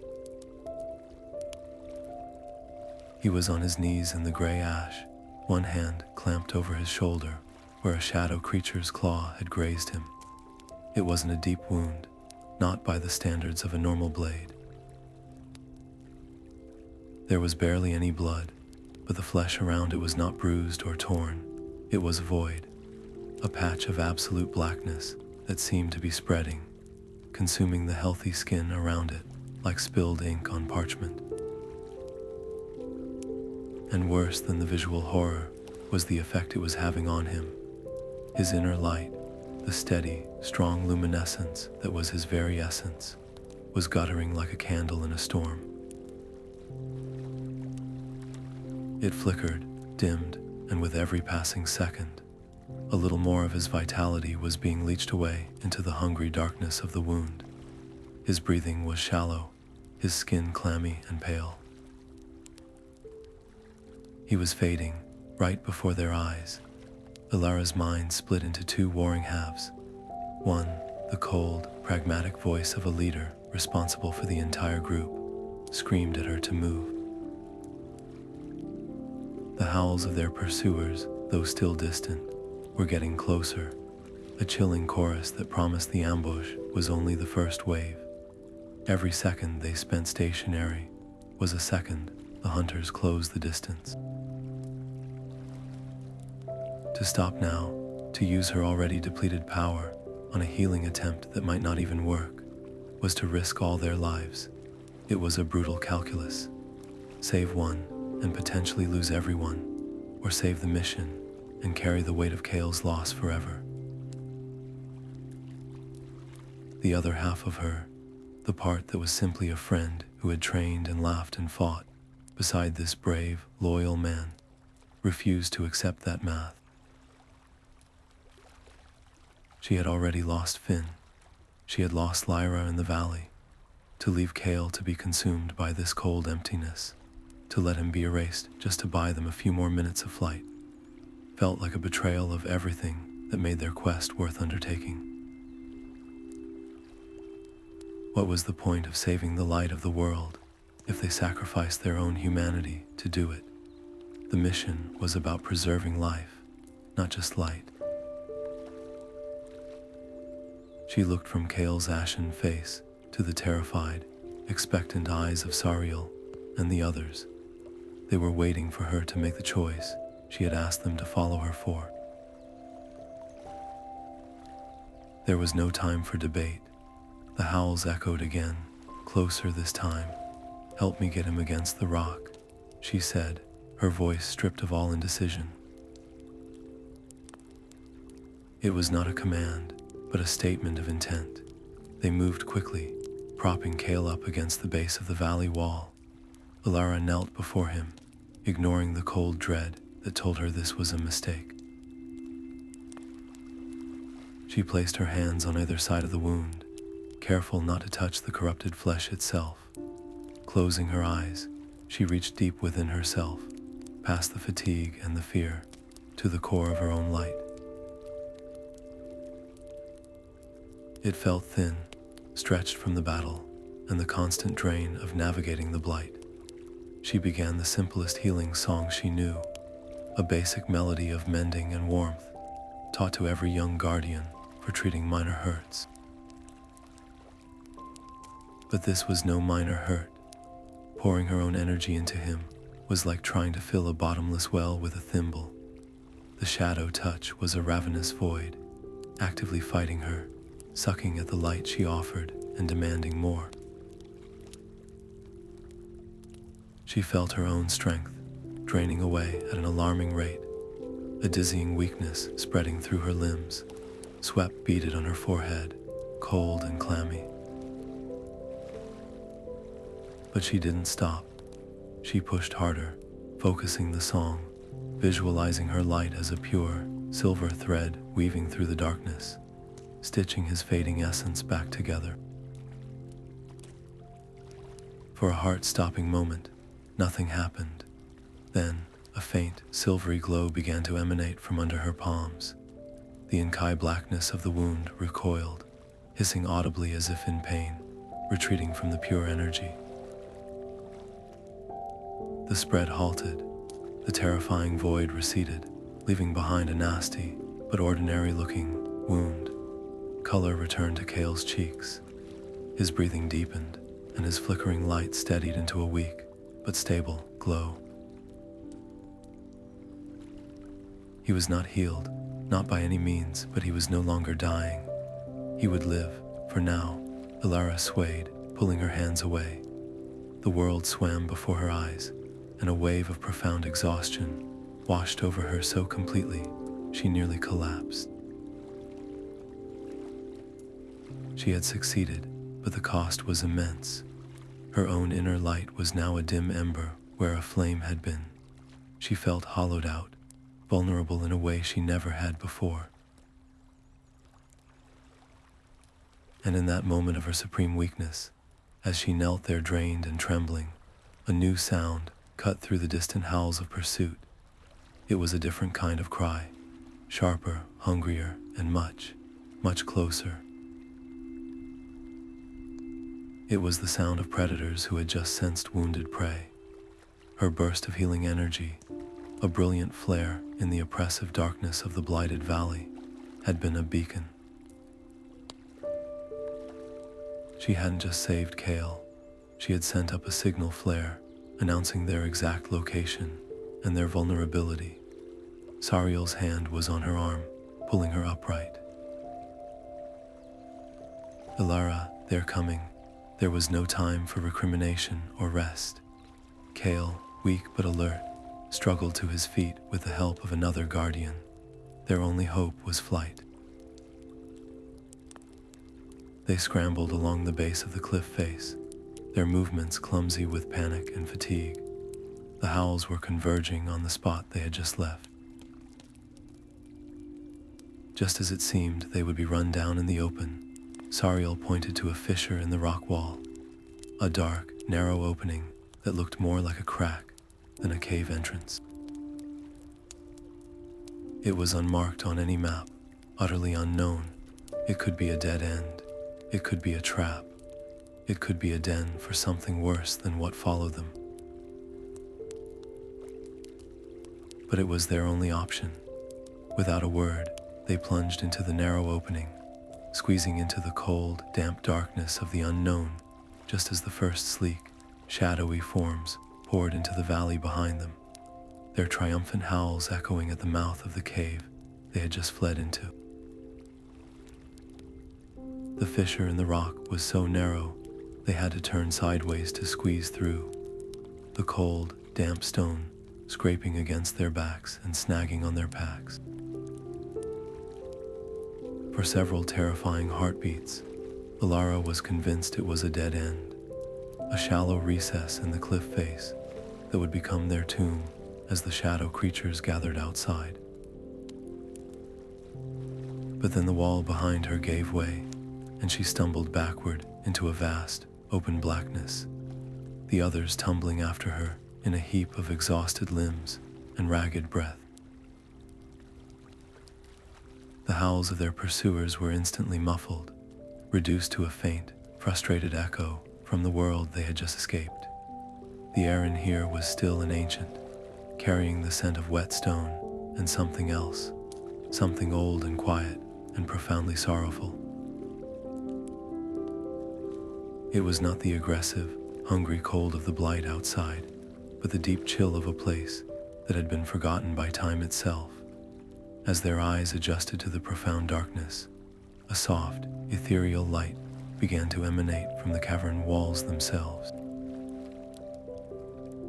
It was not the harsh, flickering luminescence of their own magic, or the void-like hunger of the shadow, but a gentle, steady glow that seemed to be woven into the very rock. The source became clear as they pushed themselves upright. The walls, floor, and high ceiling of the enormous cavern were covered in carvings. They were not mere scratches or primitive drawings. They were intricate, breathtaking murals, masterworks of art etched into the living stone with a skill that spoke of both immense power and deep reverence. But time had taken its toll. Many of the scenes were faded, portions worn smooth by dripping water or cracked by seismic shifts, the narrative interrupted by great swaths of blank, dark stone. They moved through the cavern in a state of awed silence, their personal terror momentarily forgotten in the face of this discovery. The story the murals told was not one they had ever heard. It began with the two trees, but they were saplings, their light new and fragile, and the world around them was a chaotic, vibrant wilderness. The next panel showed the arrival of the shadow, but it was not depicted as a monstrous invader. It was shown as a being of breathtaking, tragic beauty, a figure of pure, brilliant light that had become trapped, isolated, and twisted in upon itself by an agony they could not comprehend. Its pain did not manifest as tears, but as a spreading blight that sought to make everything else as lonely and dark as it was. The next sequences showed the first Wardens, the ancient guardians. But they were not wielding weapons of light to smite the darkness. The murals showed them standing before the tortured entity, their hands open and empty, their postures not of battle, but of profound listening. In one stunning panel, a Warden was depicted with tears of liquid light streaming down her face as she reached out to the shadow, not to push it away, but to touch the core of its sorrow. The strategy was laid bare in a series of images. They did not fight the blight. They soothed it. They used empathy as a shield and understanding as a sword, weaving harmonies of light that mirrored the entity's own lost song, calming its rage rather than inciting it. The final mural in the sequence was the most damaged, but its message was clear. It showed the entity, its form still shadowed but now calm, being guided not into destruction, but into a deep, healing slumber within the heart of the world by the Wardens, who looked not triumphant, but peacefully sorrowful, as if they had just healed a beloved friend who had suffered a terrible wound. Alara stood frozen before this final image, her mind reeling. The implications were seismic, shaking the very foundation of everything she had been taught. The shadow was not some alien evil to be destroyed. It was a sickness, a corruption of light itself, born from a loneliness so absolute it had curdled into a poison that sought to infect all of creation. The enemy was not in it to be fought, but a who to be healed. This truth was so vast, so contrary to the simple battle between light and dark she had always believed in, that it felt like the ground had fallen away beneath her feet. Her entire life's purpose had been reframed in an instant, and with this shattering revelation came a crushing dilemma. She looked at her companions. Kale was leaning heavily against a wall, his face pale with pain and exhaustion, his eyes wide as he tried to take in the same story. Sariel's hand was pressed to her mouth, her expression a mask of confusion and dawning horror. The others looked lost, frightened. They had just been hunted, had just watched two of their friends be erased by this sickness. To tell them now that the thing that murdered Finn and Lyra was not a monster to be slain, but a patient to be treated, felt monstrous in its own right. It could break them completely. Their fear and grief were still too raw, too immediate. Would they see it as a betrayal of their lost friends? Would they think she had gone mad from stress and exhaustion?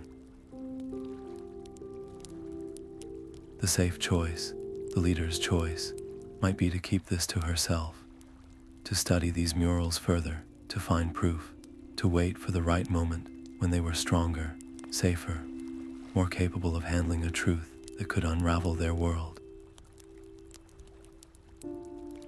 But as her eyes traveled over the faded image of the weeping Warden, offering compassion to the embodiment of despair, she knew there was no safe choice.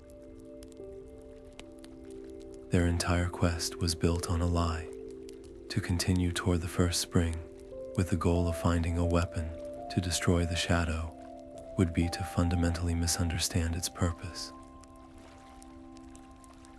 They would be repeating the mistakes of the Elders, just with a more powerful tool. The murals weren't just a history lesson, they were an instruction manual. And its first lesson was honesty. Unity wasn't just about standing together in a fight, it was about sharing the same difficult truth. Her heart hammered against her ribs, but her voice, when she finally broke the heavy silence, was quiet and steady. "We were wrong," she said, the words echoing softly in the vast cavern. All eyes turned to her, wide with apprehension. "We've been wrong about everything." She gestured to the mural of the sorrowful light being. "This isn't an invasion. It's an infection, a sickness of the light. The first Wardens, they didn't win a war. They performed a healing. They didn't destroy the shadow. They felt its pain and offered it peace. The reaction was not immediate understanding. It was a wave of disbelief and confusion that washed over the group. Sariel was the first to find her voice, and it was sharp with anger. "Heal it. After what it did to Finn, to Lyra, you want us to offer it compassion." "Alara, it erased them. It's not a wounded animal. It's a predator." Her words were met with grim nods from several others. The grief was too fresh, the memory of the valley too vivid. But Kale, his voice weak but clear, pushed himself away from the wall. "Wait," he said, wincing as he moved his injured shoulder. "Look at the mural." "Really look. The Wardens aren't celebrating. They're mourning. They're not fighting a monster. They're calming a storm. What if we've been treating a fever by trying to kill the patient?" His perspective, coming from one who had just been touched by the shadow's corruption, carried a strange weight. He had felt its nature firsthand. A fierce debate erupted in the whispering gloom of the cavern, echoing the one they had left behind with the Elders, but now on a far deeper and more painful level. It was no longer a tactical argument about how to fight, but a philosophical schism about the nature of their enemy and the soul of their mission. Some sided with Sariel, their anger a righteous shield against a truth that felt like a betrayal. Others, swayed by Kale's words and the undeniable evidence etched into the stone around them, began to tentatively explore this terrifying new idea. Alara let them argue, her own heart aching with the weight of it. She saw the conflict on every face, the struggle between the desire for vengeance and the dawning, awful realization that vengeance was impossible against a disease. But as the debate wore on, something subtle began to shift. The sheer, overwhelming hopelessness that had clung to them since the Fall of Lorelin began to not lift, but change its shape. The prospect of fighting an infinitely powerful, intelligent, and hateful enemy forever was a path that led only to despair. But the prospect of healing, of understanding, of addressing a root cause, that was a path. It was an impossibly difficult, terrifying path, but it was a direction other than certain defeat. It was a purpose. It was the first fragile flicker of a hope that wasn't based on destruction, but on redemption. They were no longer a band of doomed soldiers on a suicide mission. They were potential physicians standing at the bedside of a terminally ill world, holding a forgotten diagnosis. The weight was unimaginable, but it was a weight they could choose to carry together, rather than a fate they were forced to suffer alone. The cavern seemed to stretch on forever, a labyrinth of stone and sorrow, illuminated only by their own fading light and the soft, sad glow of the murals. The air grew colder and heavier the deeper they went, the weight of the mountain pressing down on them, a physical manifestation of the burden they now carried. The argument over the mural's meaning had subsided into a contemplative silence, each guardian lost in their own thoughts, grappling with the terrifying shift from a war of annihilation to a mission of healing. It was in this hushed, introspective state that they first heard it, a sound so faint it was almost a trick of the mind, a melody, not a song with words or structure, but a fragmented, desperate series of notes, like a heart beating its last. It was a sound of pure light, and it was in pain. They followed the weakening melody, their path descending into a narrow side tunnel that plunged into a darkness even the wall murals did not touch. The tunnel opened into a small, circular chamber, and there they found the source of the sound. Hovering in the center of the room was a being of light, its form roughly humanoid, but shimmering and indistinct, like a flame seen through water. It was a light spirit, one of the ancient, free-moving essences that were said to dance between the stars, or it should have been free. Instead, it was bound fast by thick, ropey chains of solidified shadow that coiled around its form, digging into its luminescence and causing its light to flicker and gutter with each struggling movement. The beautiful, pained melody was its cry for help, a song of imprisonment that echoed in their souls.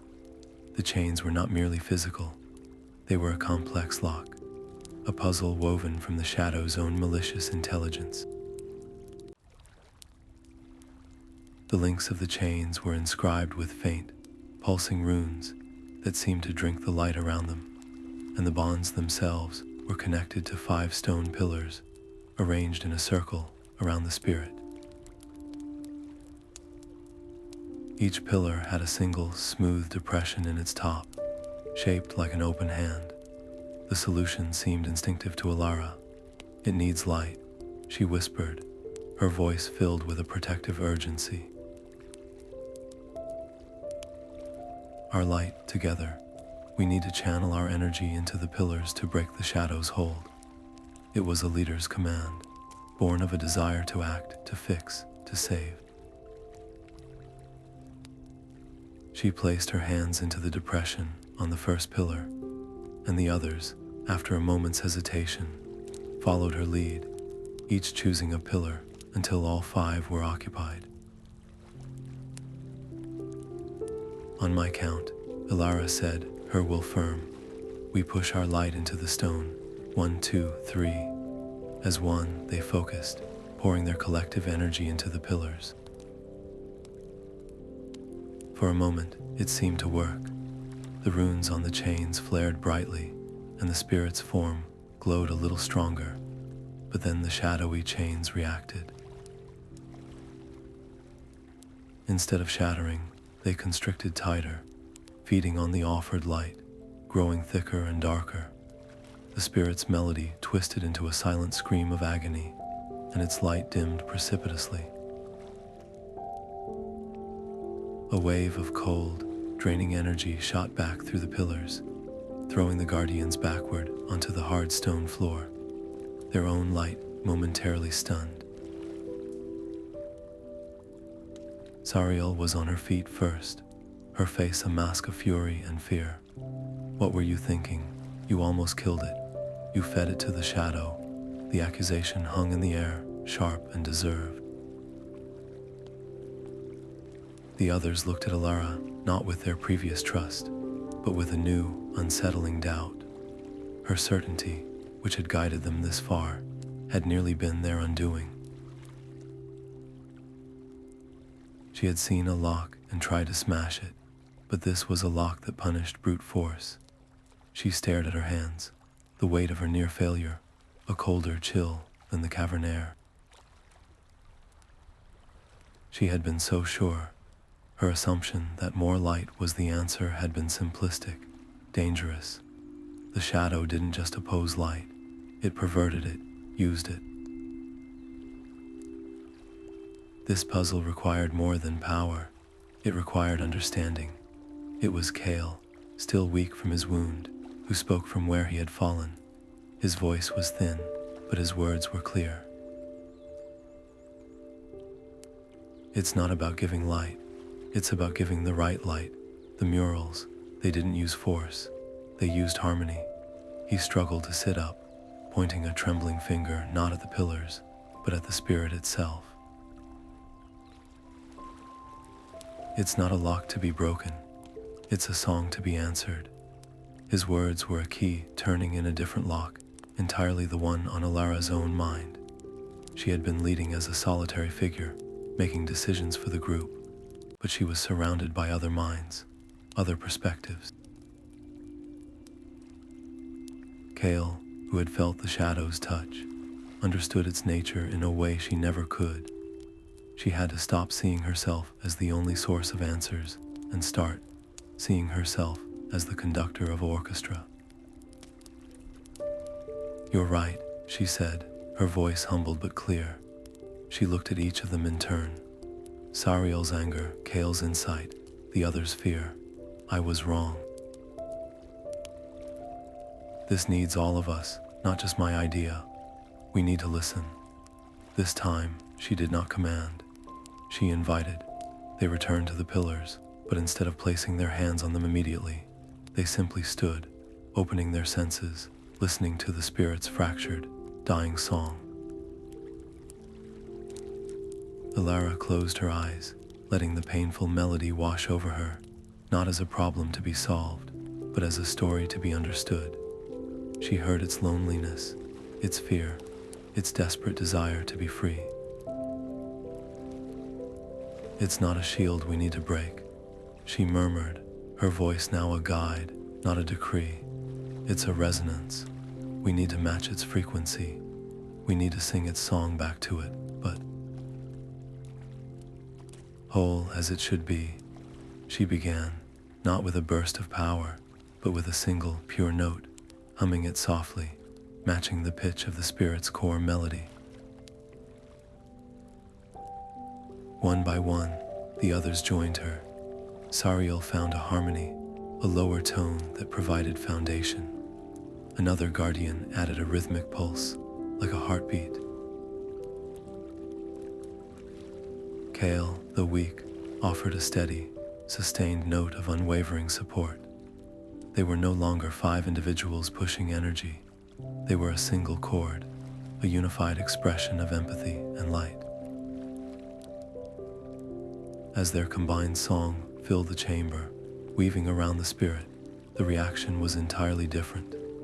The shadowy chains did not flare and constrict. They began to vibrate, to hum in sympathy with their song. The malicious runes on the links flickered and then, one by one, shattered like glass, not from being overpowered, but from being fundamentally incompatible with the harmony that now surrounded them. The chains dissolved into nothing more than wisps of harmless smoke, and the light spirit burst free. It expanded, its form shifting from a tortured flame into a magnificent, swirling constellation of light that filled the entire chamber with a warm, gentle radiance. The painful melody was replaced by a symphony of pure, joyous gratitude that resonated not in their ears, but in the very core of their beings. It hovered before them for a long moment, and then it did something unexpected. It condensed its brilliance, pulling its light inward until it formed a single, tear-shaped shard of crystal that pulsed with a soft, internal radiance. This shard, warm to the touch, floated gently into Alara's waiting hands. It was not a weapon, it was a tool, a beacon of pure, undiluted light from a time before the blight, a compass that would now guide them unerringly toward the first spring. But as Alara's fingers closed around the gift, a final communication flowed from the spirit into their minds. It was not a song of gratitude this time, but a clear, urgent warning. The shadow was aware of them, their presence, their actions, their very quest had not gone unnoticed. The entity they sought to heal had felt their intention, and it was not sitting idly by. It was moving to intercept them, to turn them back, or worse, to claim them. The spirit's light flickered one last time with a profound sense of foreboding before it ascended, passing through the solid rock of the cavern, ceiling, and leaving them alone in the dim silence. armed with a priceless gift and a terrifying certainty that their journey was about to become a race. The narrow crack that had been their salvation spat them out into a world that felt like a physical blow. After the echoing, mural-lined silence of the caverns, the valley that stretched before them was a landscape of pure sensory assault. The air was not just still, it was thick and heavy, tasting of ash and a metallic tang that coated the tongue. The sky above was a perpetual, bruised twilight, choked by a ceiling of roiling, gray-black clouds that seemed to press down upon the earth, refusing to let even a memory of true light penetrate. This was no longer a forest touched by shadow. This was a place where the shadow had won, digested the land, and excreted a nightmare. Everything was twisted.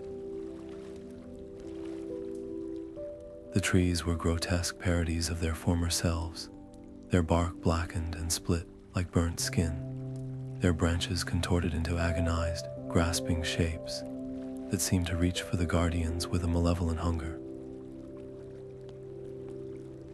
What passed for leaves were not leaves at all, but jagged, purple-black shards that clattered together in the dead air with a sound like broken glass.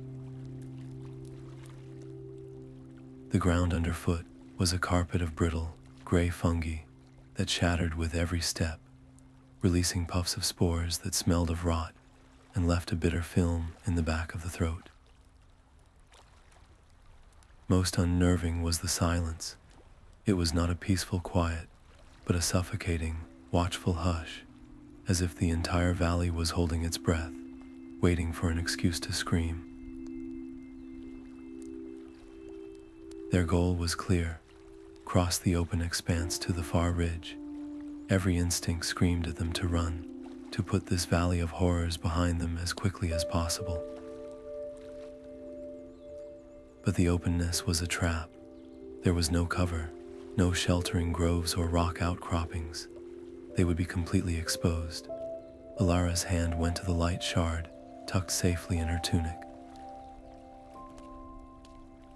The spirit's gift was warm against her skin, a tiny, steady heartbeat of promise in this dead place. She knew its power could conceal them, could weave a blanket of borrowed light around their forms to help them blend into the bleak surroundings. But she also remembered the spirit's warning. Using the shard was like striking a match in a pitch-black room. It would hide their specific light, but the act of using it might itself be a signal, a flare of pure energy in a realm of decay that could not help but be noticed by the things that lived here. The choice was agonizing. Stealth meant moving with painstaking slowness, picking their way across the treacherous ground, inch by inch, their nerves stretched to the breaking point for what could be hours, fully exposed the entire time. Speed meant a frantic, all-or-nothing dash, trusting to luck and the shard's protective power to get them across before any watchers could react. She looked at her companions. Kale was still pale, his movements slightly slowed by his healing wound. Sariel's eyes were wide, constantly scanning the twisted tree line. They were all exhausted, their reserves of courage already deeply depleted. A prolonged, tense crawl through this oppressive silence might break them completely. A quick, decisive burst, however terrifying, offered the hope of a swift conclusion.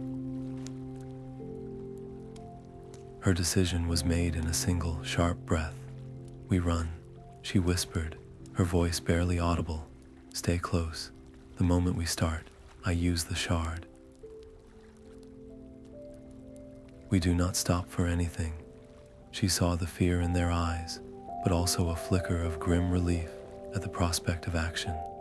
She pulled the shard from her tunic.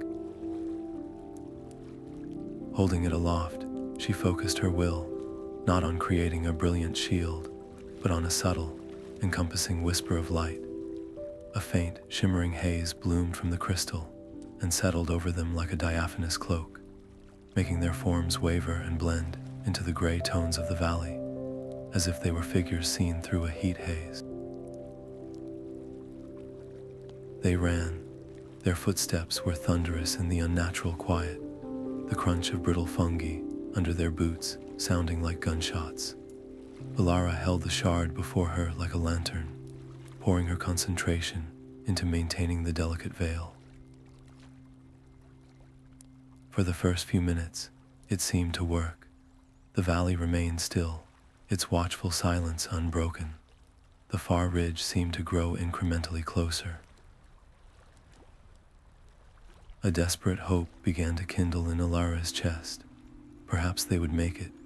Perhaps the shadow's attention was elsewhere. They were halfway across the midpoint of the valley when the shard flickered. It was just a momentary dip in its radiance, a barely perceptible stutter, as if the oppressive gloom of the place was actively fighting its power. But it was enough. The concealing veil wavered, and for less than a second, their true forms were exposed 6 brilliant points of living light in a sea of absolute darkness. The reaction was instantaneous. The suffocating silence shattered. From the base of a particularly grotesque, thorn-ridden tree, a patch of deeper shadow detached itself. It didn't rise or stand. It uncoiled, its form resolving into a creature of nightmare.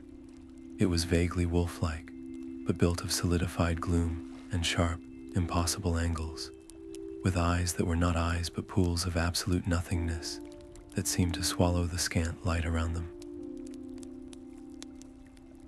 It moved not by running, but by flowing across the ground, a silent, swift predator that closed the distance between them in a terrifyingly short amount of time. There was no time to think, only to react. A scream was torn from Sariel's lips. Alara instinctively swung the shard toward the beast, and a beam of pure, undiluted light lanced out, not as a veil, but as a spear. It struck the shadow beast square in the chest. The creature did not roar. It issued a silent, psychic shriek of agony and rage that vibrated through their bones. The light burned a hole clean through its form, and the beast dissolved into a cloud of dissipating black mist. But the damage was done. The use of the shard's offensive power had been a massive beacon. From all around the valley, other patches of darkness began to stir. The twisted trees themselves seemed to shift, their branches groaning as other forms began to pull themselves from the gloom. They had traded stealth for a momentary victory, and in doing so, had announced their presence to the entire valley. "Run now, don't look back," Alara yelled, no longer caring about noise.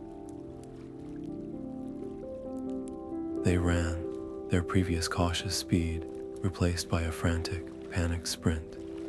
They could hear things moving in the dead forest around them, the rustle of unnatural movement, the sense of countless eyes now fixed upon them. They scrambled up the far slope, their lungs burning with the foul air, expecting at any moment to feel the cold grip of a shadow claw on their ankles. They crested the ridge and threw themselves over it, collapsing into a heap on the other side, their bodies trembling with adrenaline and terror. They huddled there for a long moment, listening, waiting for the pursuit to pour over the ridge after them. But it did not come. The creatures seemed unwilling or unable to leave the confines of the Blighted Valley. As their heartbeats began to slow from a frantic drumming to a steady, pounding rhythm, Alara dared to lift her head and look out across the new landscape. And there, in the far, far distance, so faint it could have been a trick of the light or a desperate wish made visible, she saw it. A soft, steady, golden glow emanating from a dip between two distant mountains. It was not the harsh, flickering light of a fire, nor the sickly purple of the blight. It was a deep, warm, pulsing radiance that felt like a promise. It was the general direction. The light shard had pointed them, and now they had seen it with their own eyes. They were shaken to their core, but the sight of that distant glow filled them with a determination that was harder and sharper than any they had felt before. The spring was real, and they were finally on the right path. The sight that greeted them as they crested the final rise was one of such profound, breathtaking beauty that it momentarily stole the very air from their lungs, a stark and glorious contrast to the blighted wastelands they had traversed. Nestled in a serene basin between two gentle, flower-covered slopes lay the first spring. It was not a grand fountain or a roaring waterfall, but a perfectly circular pool of what could only be described as liquid sunlight. Its water was a radiant, shimmering gold, humming with a soft, ancient power that vibrated in the air, a melody of pure creation that made their skin tingle and their weary hearts lift with a hope so sharp it was almost painful. This was it, the source, the answer to everything, but standing between them and this salvation was a figure that embodied the very opposite of the spring's gentle warmth. It was a colossal guardian, hewn from a single, seamless block of dark, unadorned stone that seemed to drink the light around it. It was humanoid in shape, but utterly devoid of any human warmth or feature. Its face a smooth, blank plane that was more terrifying than any scowling visage. It did not move, it did not breathe. It simply was an immovable sentinel that had been standing vigil since the world was young. They had not noticed it at first. Its form so still, it had blended with the mountain itself. But now its presence was an undeniable, oppressive fact. This was not a creature of the shadow. Its energy was one of immense, patient, and absolute order. It was a lock on the door, and they did not have the key. As they took an involuntary step forward, drawn by the spring's irresistible pull, the guardian awoke. Its head did not turn, but a deep, grinding rumble issued from its core, a sound like continents shifting. It took a single, seismic step forward, and the ground trembled beneath their feet. One of its massive stone hands rose, palm out in a gesture of unmistakable denial. The message was not spoken, but projected directly into their minds with the force of a divine decree. This place is sanctified. The unworthy may not pass. The blight must be purged before the waters may be touched. Its purpose was devastatingly clear. It had been awakened by the shadow's corruption, spreading across the land, and its prime directive was to quarantine the spring, to protect this last, pure source from any further contamination, including, it seemed, from them. Kale's hand went to his sword hilt, a reflexive gesture of defense. Sariel began gathering light between her palms, her body tensing for a fight that they all knew, on some deep level, they could not possibly win. This was not a shadow beast to be outsmarted or outrun. This was a force of nature, an embodiment of an ancient law. To fight it would be to shatter themselves against a mountain. Wait, Elara's command was sharp, but it was not born of fear. Her mind was racing, not through combat strategies, but through the lessons of the Cavern Murals. The first Wardens did not meet force with force. They met isolation with connection. They met rigidity with understanding. This guardian was not an enemy. It was an instrument of a sacred duty, a duty she now shared. She saw the truth. Charging forward would get them all obliterated. pleading their case as a group, might be seen as a threatening mob. The guardian was a judge, and it needed to see their intent clearly, without the static of fear or aggression from the others. It needed to see a single, representative soul. Her decision was made in a heartbeat. Stay here, do nothing, no matter what happens, she instructed her companions, her voice leaving no room for argument. Then slowly, deliberately, she unbuckled her belt, letting her own simple tools fall to the grass. She opened her hands, turning her palms upward to show they were empty of any weapon, any spark of magic, any ill intent. Every step she took toward the monolithic Sentinel was an act of faith that shook her to her core. The urge to call upon her light, to raise a shield, was a screaming instinct in her blood. The Guardian's blank face seemed to track her, its immense, silent presence, a weight that threatened to crush her spirit. She felt infinitesimally small, a fragile leaf walking toward a glacier. But she did not stop. She thought of the mural, of the Warden reaching out to the shadow, not with a sword, but with an open hand. She poured every ounce of her learned conviction into her posture, into her open hands, into her eyes. She was not here to take. She was not here to fight. She was here to continue the work the Guardian itself was built to protect. She stopped just a few paces from its massive stone feet, looking up into that featureless face. She didn't speak words of pleading or justification. Instead, she did something that felt both utterly foolish and profoundly right. She bowed. It was a deep, respectful bow, not of submission, but of recognition, one guardian acknowledging another.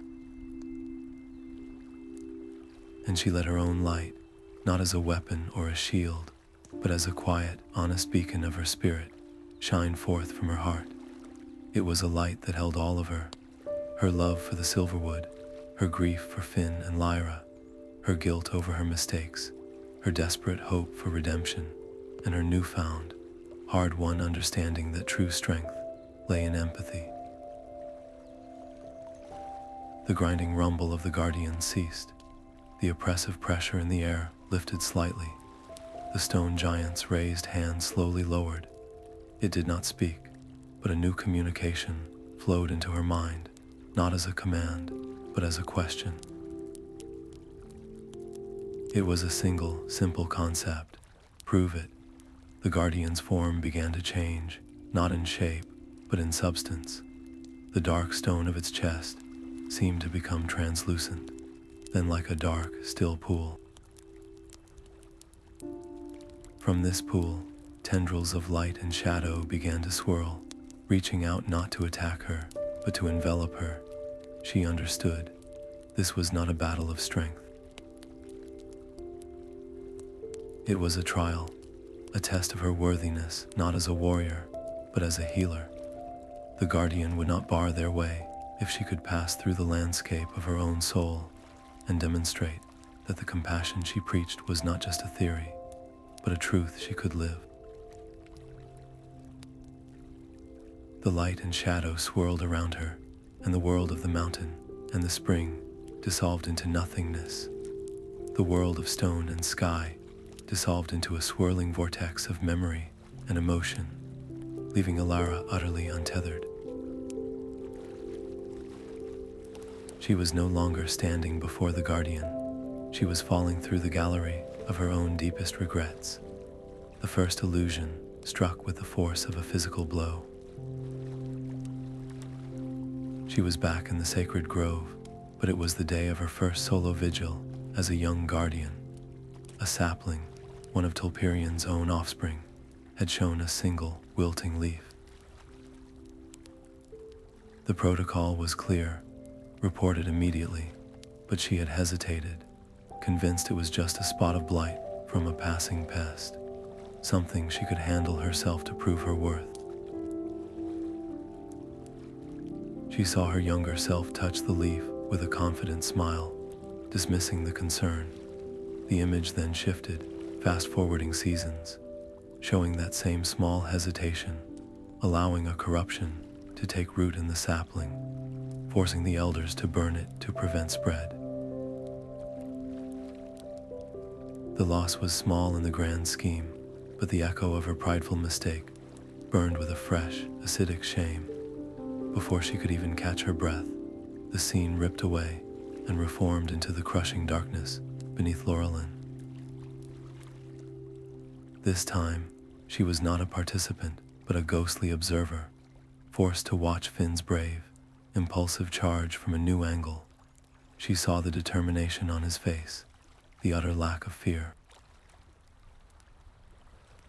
And she saw her own face in that frozen moment, her eyes wide, her mouth open to shout a warning that was forever too late.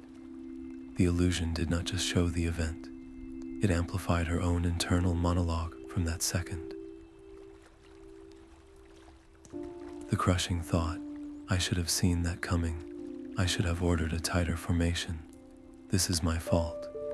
The guilt she had locked away now poured over her, a wave of icy water meant to drown her resolve. The memory of his extinguished light was not a quiet sorrow. It was a screaming void that accused her with every passing second. Then came Lyra, lost in the Blighted Valley.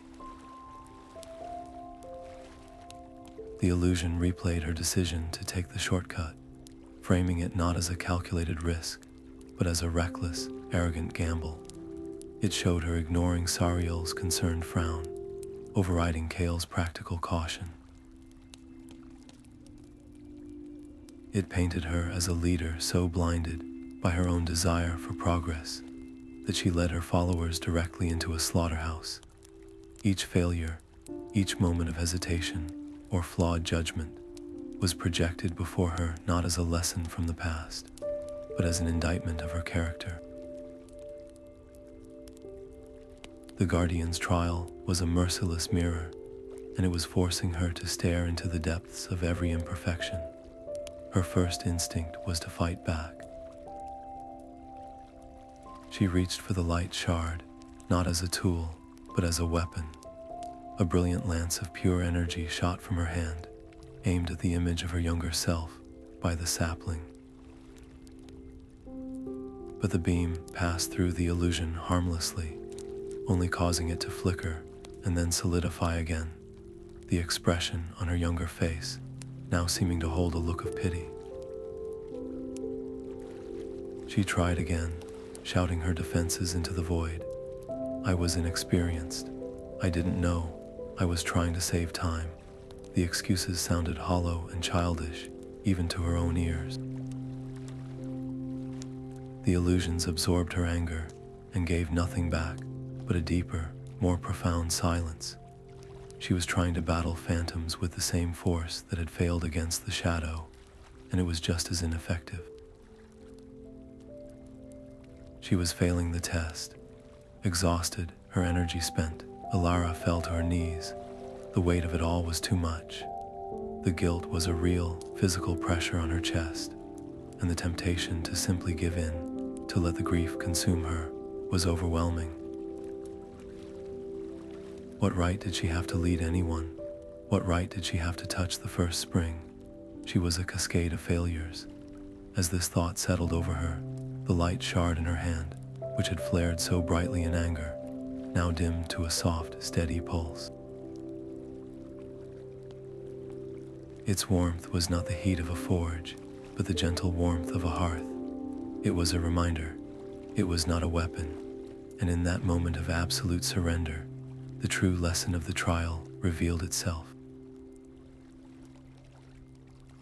The Guardian was not trying to punish her. It was trying to teach her. The goal was not to defeat these memories, but to understand them, to accept them.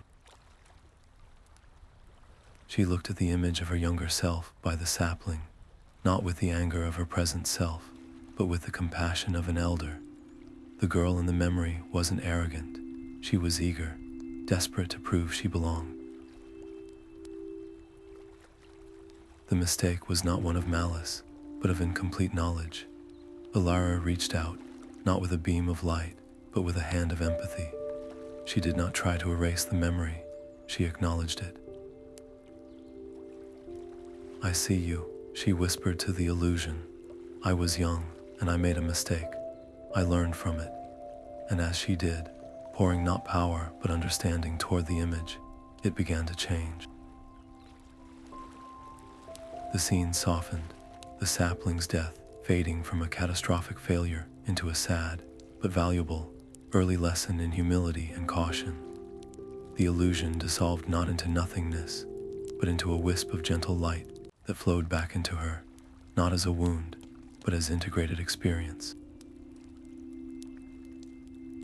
She turned to the memory of Finn. This was the hardest. The pain was so fresh. She approached the frozen moment of his sacrifice, her heart breaking anew. But this time, she did not see only her own failure. She saw his bravery, his choice. She saw the love for his comrades that fueled his action. Her guilt had been a selfish thing, making his death about her own failure. But his act was about his courage. She let the light shard's gentle radiance wash over the memory. "I honor your choice, Finn," she said, her voice thick with tears but clear with conviction. "I could not have stopped you. Your sacrifice saved us in that moment, and I will carry the gift of your courage with me, not the weight of your loss." The agonizing, guilt-ridden scene transformed. The terror was replaced by a profound, sorrowful gratitude. The image of Finn did not vanish. It nodded to her, a faint smile on his lips, before fading into a golden light that joined the first. One by one, she faced each specter from her past. She met them not as a commander assessing tactical errors, but as a healer tending to old wounds. She used the light shard as a lens of clarity, allowing her to see the truth behind each failure, the context, the intentions, the humanity within the error. She dissolved the illusions not by fighting them, but by understanding them, by forgiving her past self and honoring the painful lessons each moment had taught her. The trial was not about proving she had never failed. It was about proving she had truly learned from those failures and had not let them define her with bitterness or pride. As the last illusion melted away, the world snapped back into focus. She was on her knees before the stone guardian, her cheeks wet with tears, the light shard glowing with a soft, peaceful luminescence in her hand.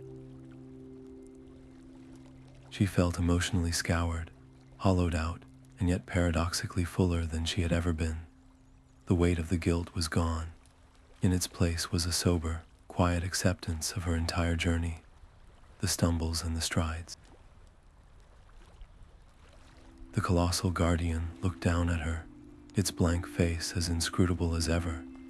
Then, slowly, with the grinding patience of geology itself, it stepped aside.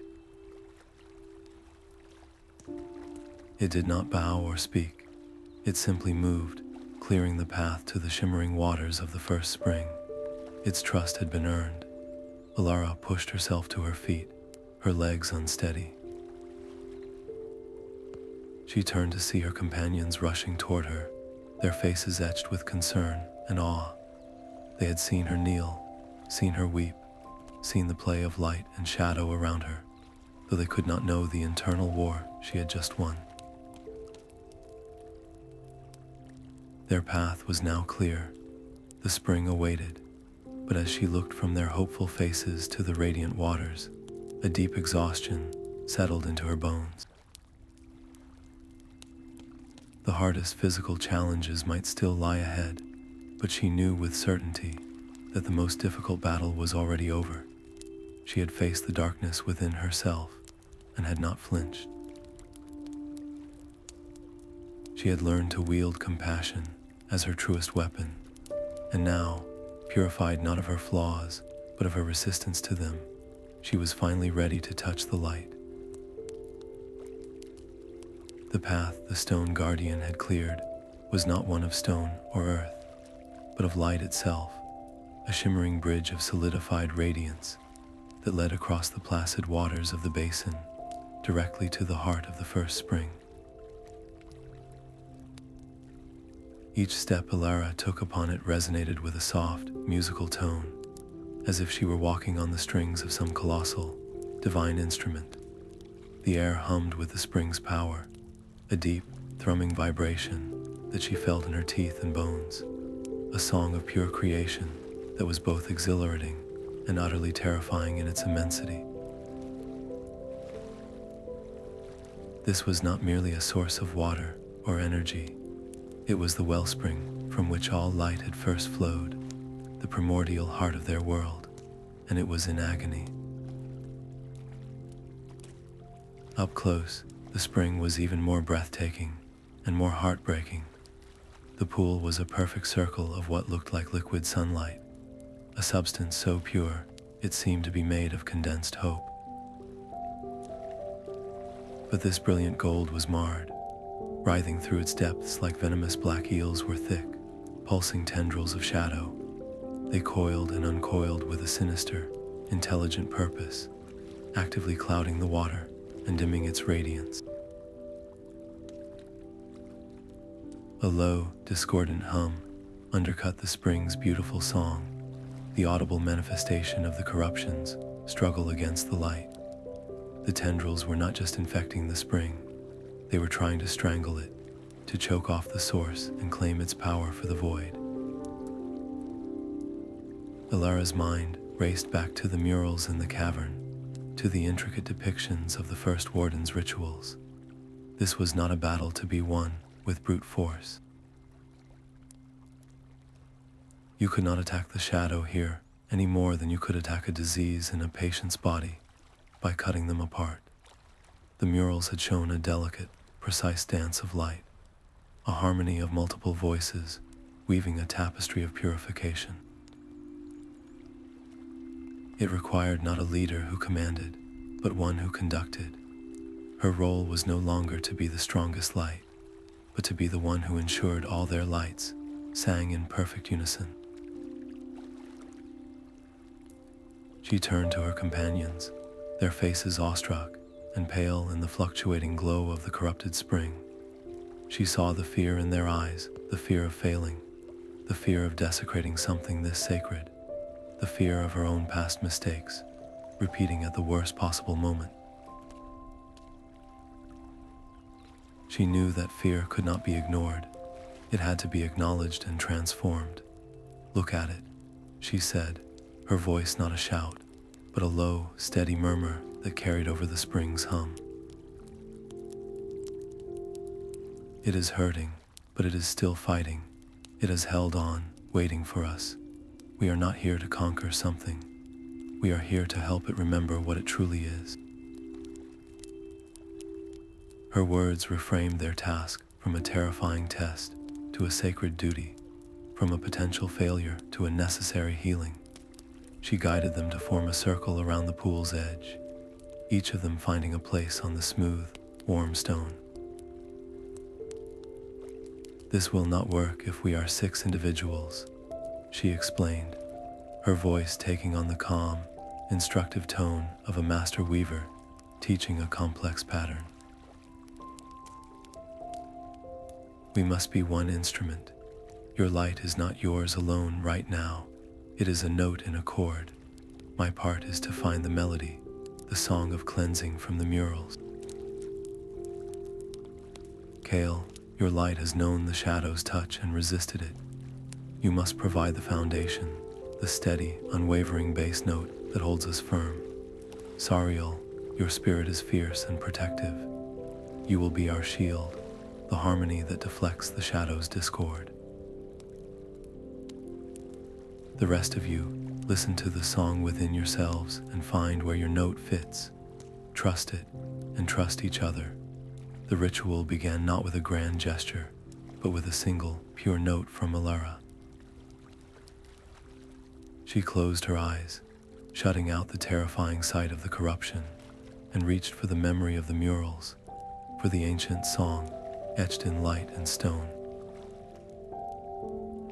She hummed it, a simple, rising sequence of notes that felt both foreign and intimately familiar, as if she were remembering a lullaby from a past life. One by one, the others joined. Kale's voice was a low, resonant hum that vibrated through the stone beneath them, solid and unshakable. Sariel added a brighter, sharper tone that wove around Alara's melody like a protective lattice. The others found their places, their voices and their inner light merging into a complex, beautiful harmony that began to spin around the spring like a net of solid sound and luminescence. The shadow tendrils recoiled at the first touch of their unified song, thrashing violently in the water as if in pain. They fought back, not with force, but with dissonance. A wave of psychic assault crashed into the circle whispers of their deepest insecurities. Alara heard the echo of Elder Lyra's voice, condemning her recklessness. Sariel flinched as the memory of Finn's extinction brushed her mind. Kale's steady note wavered as he felt the cold of his wound anew.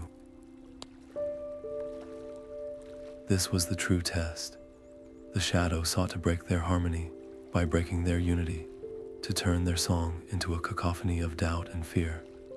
Alara felt the strain immediately. The melody was incredibly difficult to hold, an intricate pattern of light that required her absolute focus. The dissonant attacks were a constant, grating distraction. She saw one of the guardians on the far side of the circle stumble, his note faltering. The moment his light flickered, a shadow tendril shot upward from the pool like a spear, aiming for the gap in their harmonic defense. They were milliseconds from catastrophe. Hold. Alara's command was not a shout of panic, but a focused burst of energy woven directly into the song itself. She did not stop her own part. Instead, she shifted the melody ever so slightly, weaving in a reinforcing thread of light that flowed across the circle to bolster the weakening guardian. It was a breathtaking act of multi-layered focus, like a surgeon performing a delicate operation while simultaneously conducting an orchestra.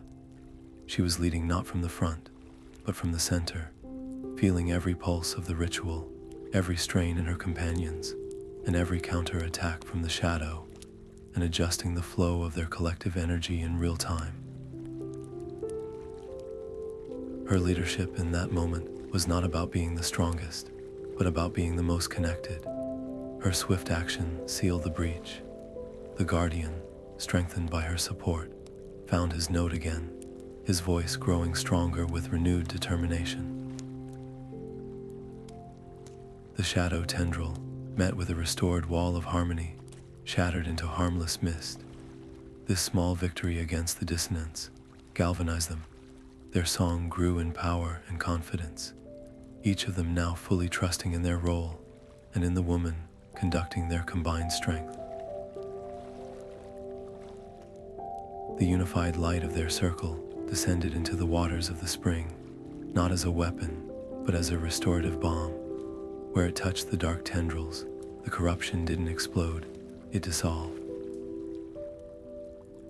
It unknotted itself, its malevolent intelligence fleeing before the overwhelming power of their harmony, its substance turning to faint, dark smoke that evaporated on the surface of the now clearing water. The change was not gradual, it was a final, glorious release. With one last, collective surge of perfectly harmonized light, the final vestige of shadow was purged. The discordant hum ceased.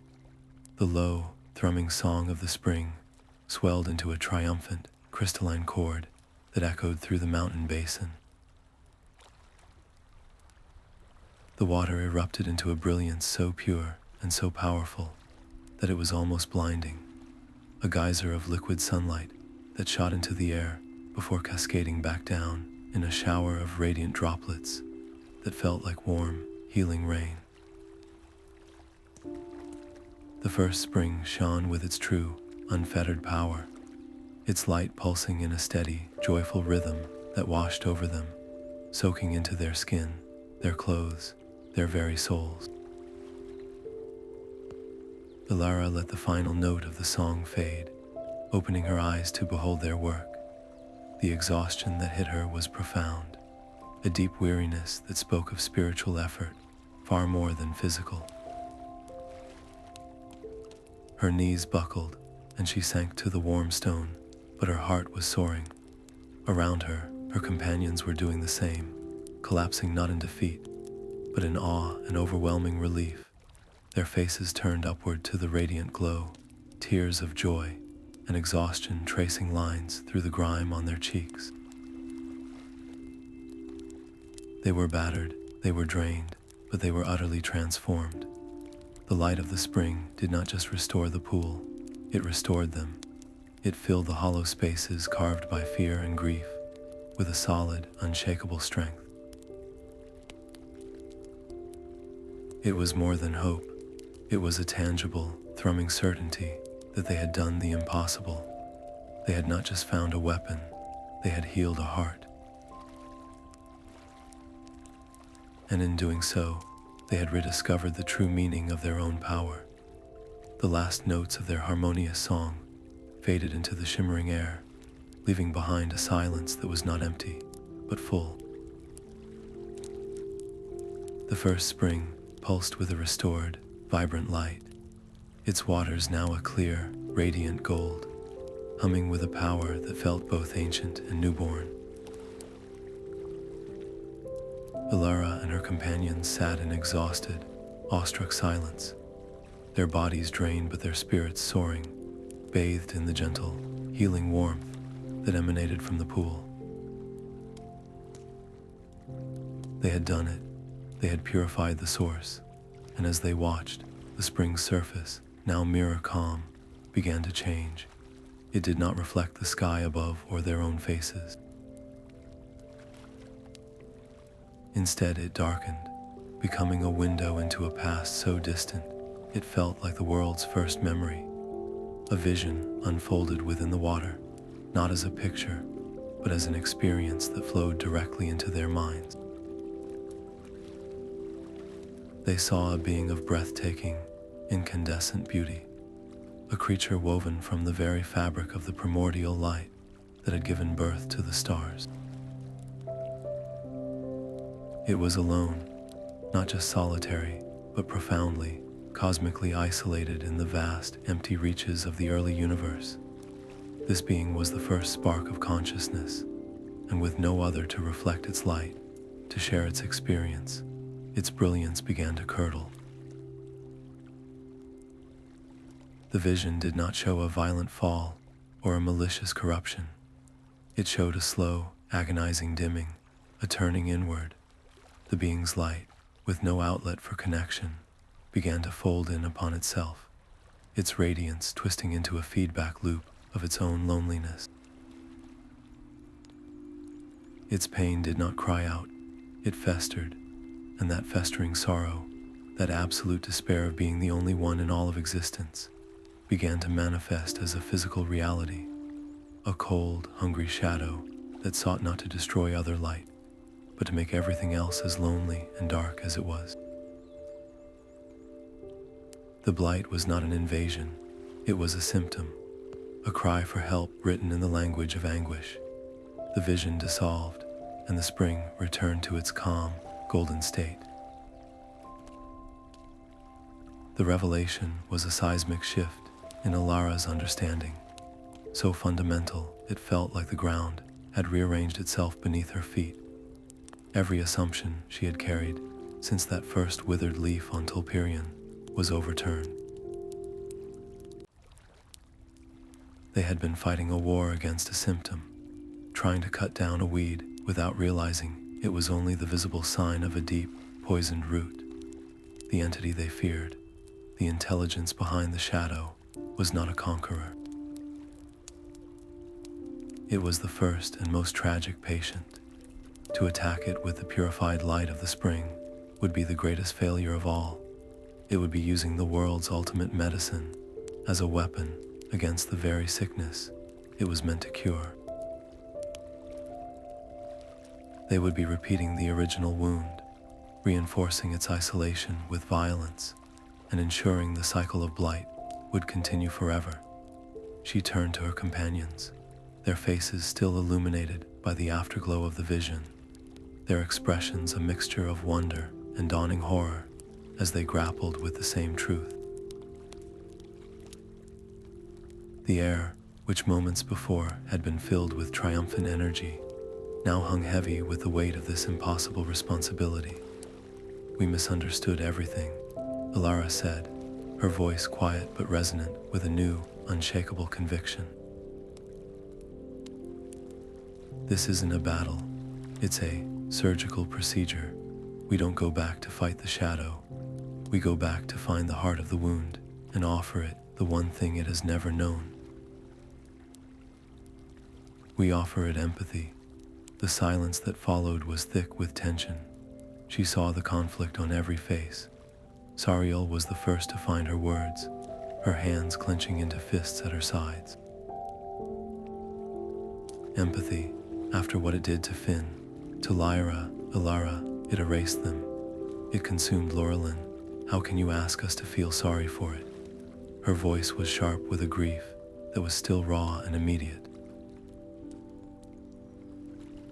The plan sounded like a betrayal of their fallen friends, a dismissal of their sacrifice. Kale, still pale, but with a thoughtful light in his eyes, spoke more softly.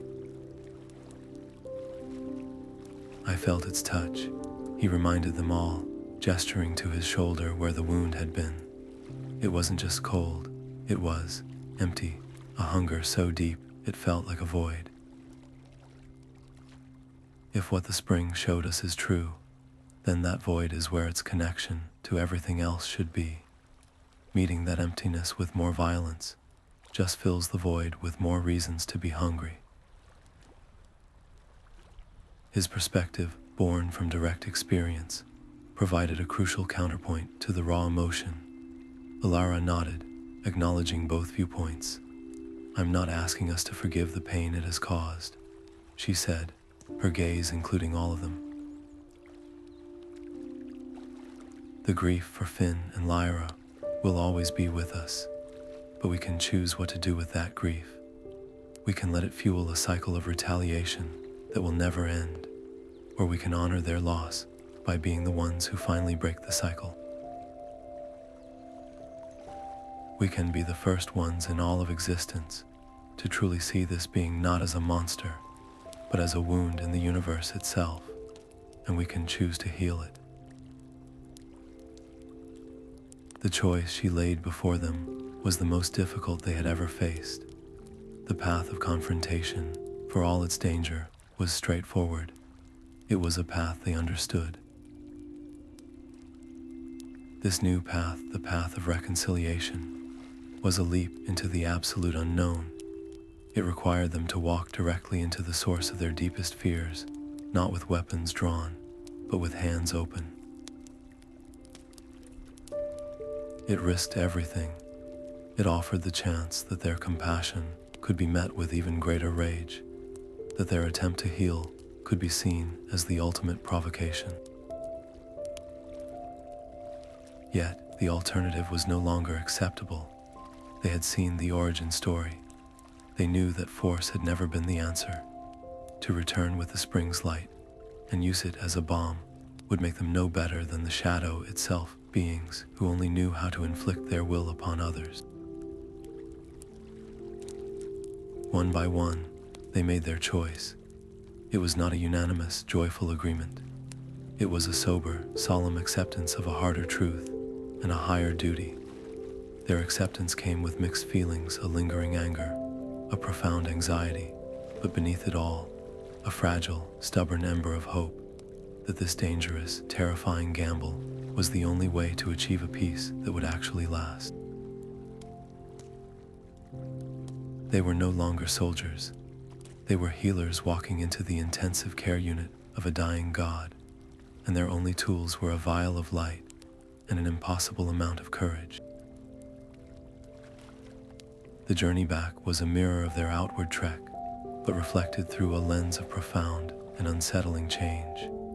The lands they passed through, already blighted, now seemed to seethe with a new, aggressive awareness. The shadow's presence was no longer a passive corruption, a slow creep of decay.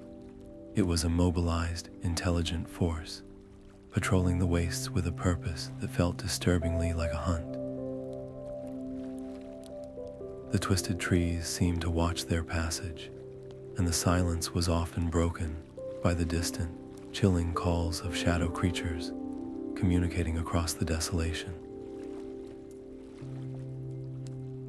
They were no longer just travelers in a dangerous land. They were intruders in a territory that was actively defending itself, and the heart of that territory was the besieged Silverwood. Alara led them not as a warrior cutting a path, but as a physician navigating a fever ward. The purified light from the first spring, carried within the crystal shard, and now resonating within each of them, was not a sword to be brandished. It was a diagnostic tool, a calming balm. On several occasions, they encountered minor manifestations of the shadow, a patch of gloom that thickened with malevolent intent, a knot of brambles that reached for them with blighted thorns. Their old instinct would have been to strike, to burn it away with a burst of defensive light. Now, they did something that felt utterly counterintuitive. They paused, they stood their ground, and instead of projecting force, they projected understanding. They would hum the harmonies they had learned at the spring, weaving a gentle net of empathetic light. The effect was not destruction, but diffusion. The aggressive manifestations would still, their formless anger soothed, their energy dissipating like a mist under a morning sun. It was a tense, nerve-wracking process, a constant test of their new faith. Every time, a part of them screamed to fight, to flee, to react with the old fear. But each small success, a patch of ground momentarily cleared, a shadow beast calmed into retreat, was a powerful validation. They were not just avoiding fights, they were practicing a new way of being, proving to themselves that the vision from the spring could be made real. This careful, stealthy progress carried them to the very edge of the Silverwood, where the familiar sight of Tulperian's desperately flickering light should have been a relief. Instead, it was a vision of a fortress under final assault. The shadow here was not a mist but a wall, a churning, violent storm of darkness that pulsed against the weakening silver glow of the tree's defenses. The air crackled with hostile energy, and the border was thick with patrols of solid, predator-like creatures, far more organized and numerous than anything they had encountered before. Getting through would be impossible without a fight. They were scouting for a potential weak point, a momentary gap in the siege, when a stray eddy of wind shifted, carrying their scent, or perhaps the unique resonance of the spring's light, directly into the heart of the shadowy horde. A dozen sets of void-like eyes snapped in their direction. A single, piercing shriek split the air, and the hunt was on. There was no more stealth. There was only flight. They broke from their cover and ran for the Silverwood line, a desperate sprint across open, blighted ground. Behind them, the shadow condensed into a tidal wave of claws and hunger, closing the distance with terrifying speed. Arrows of condensed darkness whistled past their ears, and the cold of the pursuing entities was a physical pressure on their backs. This was not a battle they could hope to win. It was a race they were destined to lose. Elara's heart hammered against her ribs, not just from exertion, but from the crushing irony of it all. To have come so far, to have learned the truth, only to be cut down on the very doorstep of home. Just as the lead shadow creatures were about to overtake their rear guard, a brilliant, coordinated volley of silver light erupted from the tree line ahead. It wasn't the wild, panicked fire of before. It was disciplined, precise, and devastatingly effective. Lances of pure energy speared through the pursuing shadows, causing them to shriek and dissolve.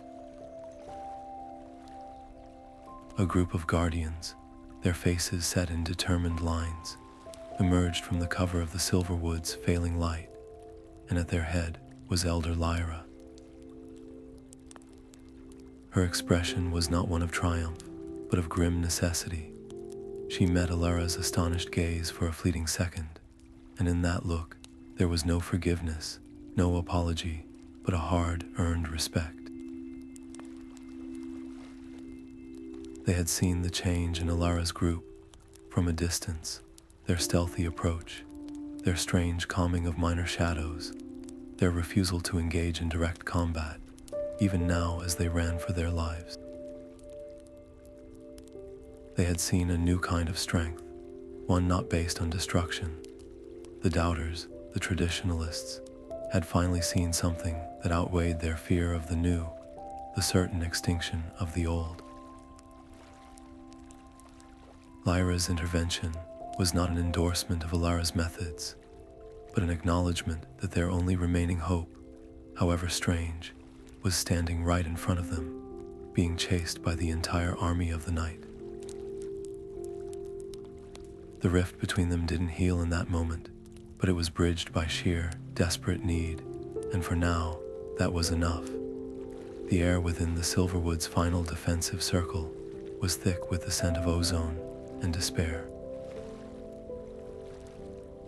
The elders, led by a grim-faced Lyra, moved with a frantic, ceremonial precision that felt more like a funeral rite than a ritual of hope. They had formed a ring around the base of Tulperian, their hands linked, their faces etched with a terrible resignation. Above them, the great tree's light was a pitiful, guttering flicker, a dying ember in an overwhelming sea of night. The plan was one of absolute finality, to channel every last vestige of Tulperian's remaining energy into a single, cataclysmic burst, a shockwave of pure force meant to scour the immediate area of shadow and buy them a few more days, or perhaps just hours of life. They were preparing to murder their patient, to momentarily stall the disease. Alara and her band arrived at the edge of this grim ceremony, their presence causing a ripple of uneasy murmurs.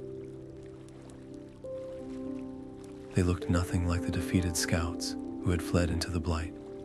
They were weathered and bore the invisible scars of their journey, but they carried themselves with a new, unsettling stillness, their eyes holding a light that was calm and deep, not frantic and bright. As Elder Boren began to incant the first words of the sacrificial ritual, his voice trembling with age and grief, Alara stepped forward, breaking the circle's sanctity. "Stop," she said, and the single word, spoken not as a challenge but with a weary, unshakable authority, froze the proceedings. "This ritual won't save us. It will only make the end more certain." Lyra turned on her, her eyes blazing with a fury born of terror. You dare return now, at this moment, to spout more of your heresies. We are out of time for your stories, child. This is the only way. We must surrender." Alara finished the thought for her, her voice still quiet but carrying through the tense silence. That is what this is. You are surrendering to the idea that the only language the universe understands is force. You are accepting that our only role is to be a slightly louder echo of the shadow-owned violence. I have seen the heart of this, Elder, not from a distance, not from a book. I have stood in the place where light was born, and I have learned its true name. It is not a weapon, it is a medicine. She began to speak then, not with the passionate fire of a revolutionary trying to incite a riot, but with the quiet, devastating clarity of a surgeon describing a diagnosis. She told them of the first spring's vision, of the lonely, primordial being whose incalculable sorrow had curdled into the blight. She spoke not of a monster to be slain, but of a wound in existence itself, a fracture that could only be healed, never vanquished. She explained that Tulperian's light, sacrificed in a burst of rage and fear, would be the worst possible offering. It would be pouring poison onto a fever, confirming the entity's deepest belief that connection was impossible and that the only constant was pain and isolation. Your ritual, she said, her gaze sweeping over the circle of stunned elders, is not a defense. It is a response written by the enemy. It is the shadow using our own hands to complete its work. The elders stared at her, their faces a tapestry of confusion, outrage, and a dawning, horrifying doubt. Her words were madness. They defied every tenet of their guardianship, every historical account, every instinct for self-preservation. To them, it sounded like asking a soldier to lay down his sword and apologize to the plague. Lyra found her voice again, though it was shaken. You ask us to trust a fairy tale over thousands of years of tradition. To offer empathy to the thing that is actively killing our world. You would have us commit suicide on a hope. It was the crucial impasse. Alara's truth was too vast, too alien, for their fear-soaked minds to accept. Her credibility, built on a journey they had not taken, was not enough to counter a lifetime of doctrine. She saw the moment slipping away, saw Lyra's shoulders square as she prepared to order the ritual to continue. The desperate light in the elder's eyes was about to condemn them all, and then the earth trembled, not with the violent shudder of an attack, but with the deep, resonant, and patient footstep of something ancient and immensely heavy. From the deepest shadows at the edge of the clearing, a form emerged, not of darkness, but of solid, unmoving stone. The guardian of the first spring stepped into the silverwood, its presence an impossibility that stole the breath from every living thing. It moved with the slow, inevitable grace of a mountain shifting, its blank face surveying the scene. It ignored the raised weapons and the gasps of terror, its attention fixing on Alara. It took a final step, placing itself between her and the circle of elders, and then it did something that shattered the last of the old world's foundations. It inclined its smooth, featureless head toward her in a gesture of unmistakable deference and respect. No words were spoken, but a wave of pure, unadulterated meaning flowed from the guardian into the minds of all present. It was a complex tapestry of images, a vision of Alara standing before it, open-handed and brave, a replay of her trial within its light, where she faced her failures with compassion instead of force, and finally, a clear, simple endorsement of her path. It was a vouchsafing more powerful than any oath. This ancient, pre-dawn sentinel, this protector of the source itself, had journeyed across the blighted lands to stand beside her and validate her truth. The effect was instantaneous and absolute. Elder Lyra's defiant posture crumpled, the fierce, fearful light in her eyes extinguished, replaced by a stunned, humbled awe. The other elders simply stared, their planned ritual forgotten, their centuries of certainty rendered obsolete in a single moment. The evidence stood before them in living stone. There was no argument left to make. Lyra looked from the stone guardian to Alara, and the wall of resistance finally fell. "What?" she whispered, the word cracking with emotion. "Would you have us do?" Alara's plan was swift and direct. The time for debate was over. "We do not sacrifice Tulperian's light. We use it as a beacon, not a bomb. We form a new circle, not to explode outwards, but to focus inwards. We will use its fading pulse to guide us to the heart of the corruption beneath the tree. And there, we will not fight. We will listen. We will heal." The agreement was reluctant, born not from full understanding, but from the undeniable authority of the stone giant standing sentinel in their midst. The elders, their hands now shaking for a different reason, dispersed to gather the remaining guardians, to prepare for a desperate journey, not into battle, but into the epicenter of the plague. As they moved, a collective, anxious energy replaced the previous despair.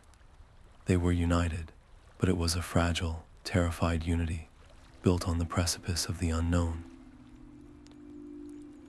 Above them all, Tulperian gave a feeble, shuddering pulse, its light so weak now that the encroaching darkness seemed to lean in, eager to swallow the last of the silver glow and the desperate, improbable hope it now represented. The air at the base of Tulperian was not merely dark. It was a suffocating syrup of pure malevolence that pressed against their skin and sought entry into their lungs with every ragged breath. This was the Shadow's heartland, the epicenter of its power, and it felt less like a place and more like a living, hateful entity. The great tree's trunk, once a pillar of shimmering silver, was now a grotesque column of pulsing black veins, throbbing with a slow, sick rhythm that echoed through the ground beneath their feet. A deep, psychic hum vibrated in their teeth and bones, a dissonant chord of sorrow and rage that was the Shadow's true voice. Elara stood at the head of the combined force, her small, loyal band, now flanked by the Elder Guardians and every able-bodied protector of the Silverwood. They were a fractured community made whole by desperation, their unity a fragile shield against the palpable hatred that awaited them. Their advance into the gloom was not a charge but a careful, agonizing press, like wading against a torrential current of black water. The physical attacks began instantly. The very ground seemed to writhe underfoot, with thorned, blighted roots snapping up from the soil to grab at their ankles. Shapes condensed from the oppressive air itself, the familiar shadow creatures, but here they were larger, more solid, their forms shifting with a chilling tactical intelligence. They did not attack en masse. They struck in coordinated, piercing strikes, testing the formation, looking for weaknesses. The Guardians reacted with disciplined bursts of light, their combined power creating a shimmering, dome-like barrier that sizzled and flared each time a shadow struck it. The sound was a continuous, painful screech of opposing energies. Kale and Sariel fought side by side with elders who had once scorned them, their differences forgotten in the primal language of survival. Each step forward was paid for in exhaustion, a brutal meter by meter grind into the belly of the beast, but the physical onslaught was merely the distraction. The true battle was for their minds. The Shadow's intelligence, having tasted their presence, now weaponized their deepest fears.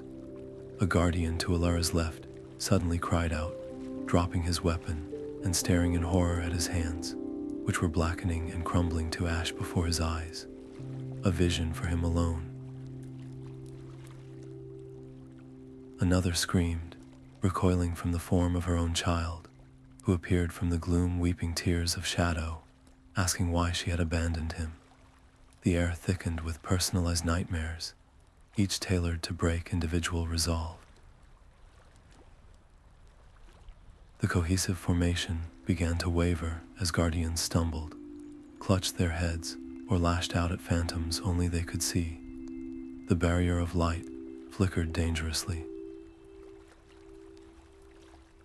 They were being dismantled from the inside out, their greatest weapon, their unity, under direct and devastating assault. Alara felt the pressure on her own mind, like an icy needle probing her thoughts, seeking the cracks in her foundation. She knew that to lead from the center, to be protected, would be to cede the initiative. The shadow fed on fear and indecision.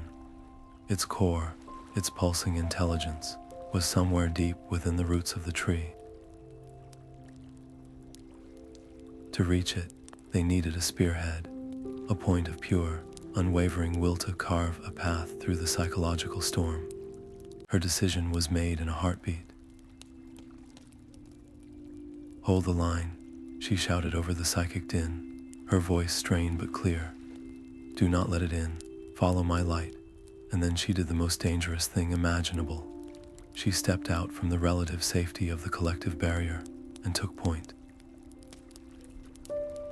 The moment she broke from the group, the full, focused weight of the shadow's consciousness crashed down upon her. It was like being plunged into a frozen ocean of pure despair. The world around her dissolved, replaced by a hyper-realistic prison of her own regrets. She was back in the cavern of the light spirit, but this time, her attempt to free it failed catastrophically.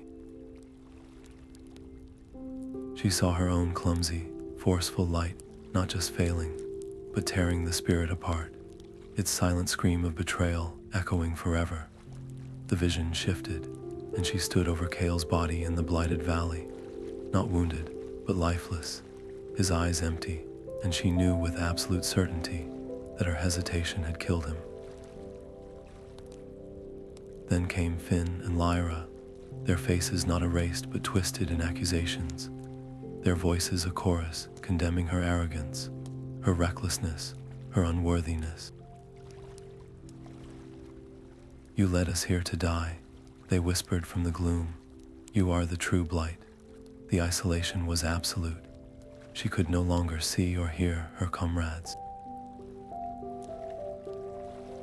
She was utterly alone in a gallery of her every failure, each memory amplified and weaponized. The cold was not just on her skin, it was in her soul, whispering the same poisonous thought over and over.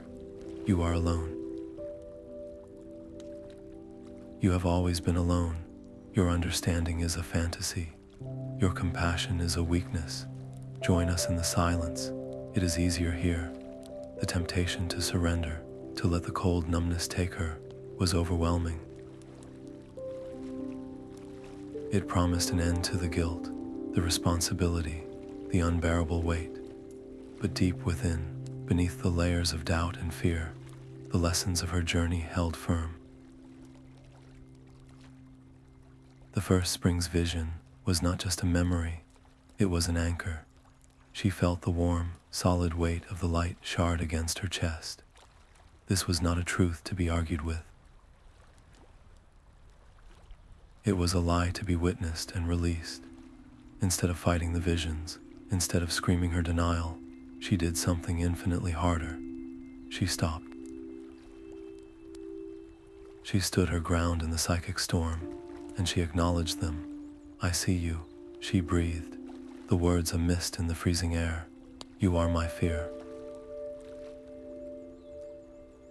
You are my guilt, but you are not my truth." She did not try to erase the image of the dying light spirit. She poured her sorrow and apology into it. She did not rage against the phantom of Kale. She sent a wave of gratitude for his real-life survival. She met each horrific illusion, not with force, but with the empathy she planned to offer the shadow itself. She accepted these parts of herself, and in doing so, she robbed them of their power to break her. Her inner light, which had dimmed under the assault, did not flare in defiance. It began to pulse, slow and steady and deep, like a beacon cutting through a fog. It was the light of integrated understanding, not naive hope, and as it grew, a miraculous thing happened. The nightmarish illusions began to dissolve not into nothingness, but into wispy tendrils of dark smoke that could no longer touch her. The path ahead cleared, revealing the gnarled, massive root system of Tulperian, and at its center, a dark, pulsating nexus where the shadow's intelligence was most concentrated. She had not fought her way through, she had healed her way through. Turning, she saw her fellow guardians still embroiled in their own private battles, the formation on the verge of shattering. But her unwavering stance, the calm, solid radiance she now emitted, became a new focal point. They saw her standing firm, not as an invulnerable hero, but as a testament to the power of the path they had chosen. Her resilience was not a command, it was an invitation. One by one, they stopped fighting their phantoms and began, haltingly, to face them. The collective barrier, which had been guttering, flared back into existence, stronger than before, now infused not just with light, but with a hard-won, shared resolve.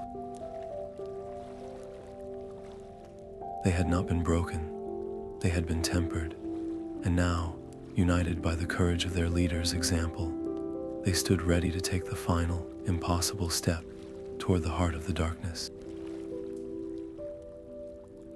The path Alara had carved was not one of cleared enemies or vanquished foes, but a tunnel through the storm of her own soul, and it led directly to the epicenter of the world's anguish. The root system of Tulperian opened up into a vast, cavernous space that was not built of wood or stone, but of solidified emotion. The air itself was a thick, heavy syrup of distilled sorrow, so potent it was difficult to breathe without tasting a century's worth of despair on the tongue. And at the center of it all hung the source. It was not the monstrous, tentacled horror she had unconsciously expected, but something infinitely more tragic. It was a being of light, or the ghost of one. Its form was vaguely humanoid, but flickering and unstable, like a flame starved for oxygen. Its brilliance was fractured, shot through with pulsing, jagged veins of the deepest black, which seemed to constrict it, a cage of its own making. This was no alien invader. This was a prisoner, and the prison was its own pain.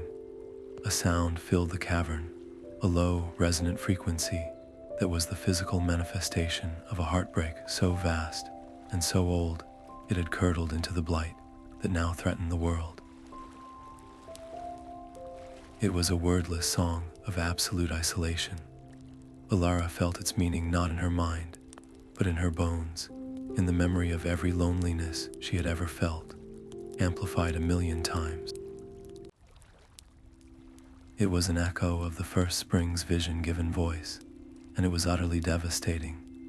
The urge to recoil, to raise a shield of light against this crushing wave of grief, was a primal scream in her blood. Every instinct for self-preservation demanded she fight back, but she had learned a deeper instinct. She let her own light, the gentle, integrated radiance she had forged in the Guardian's trial, shine forth.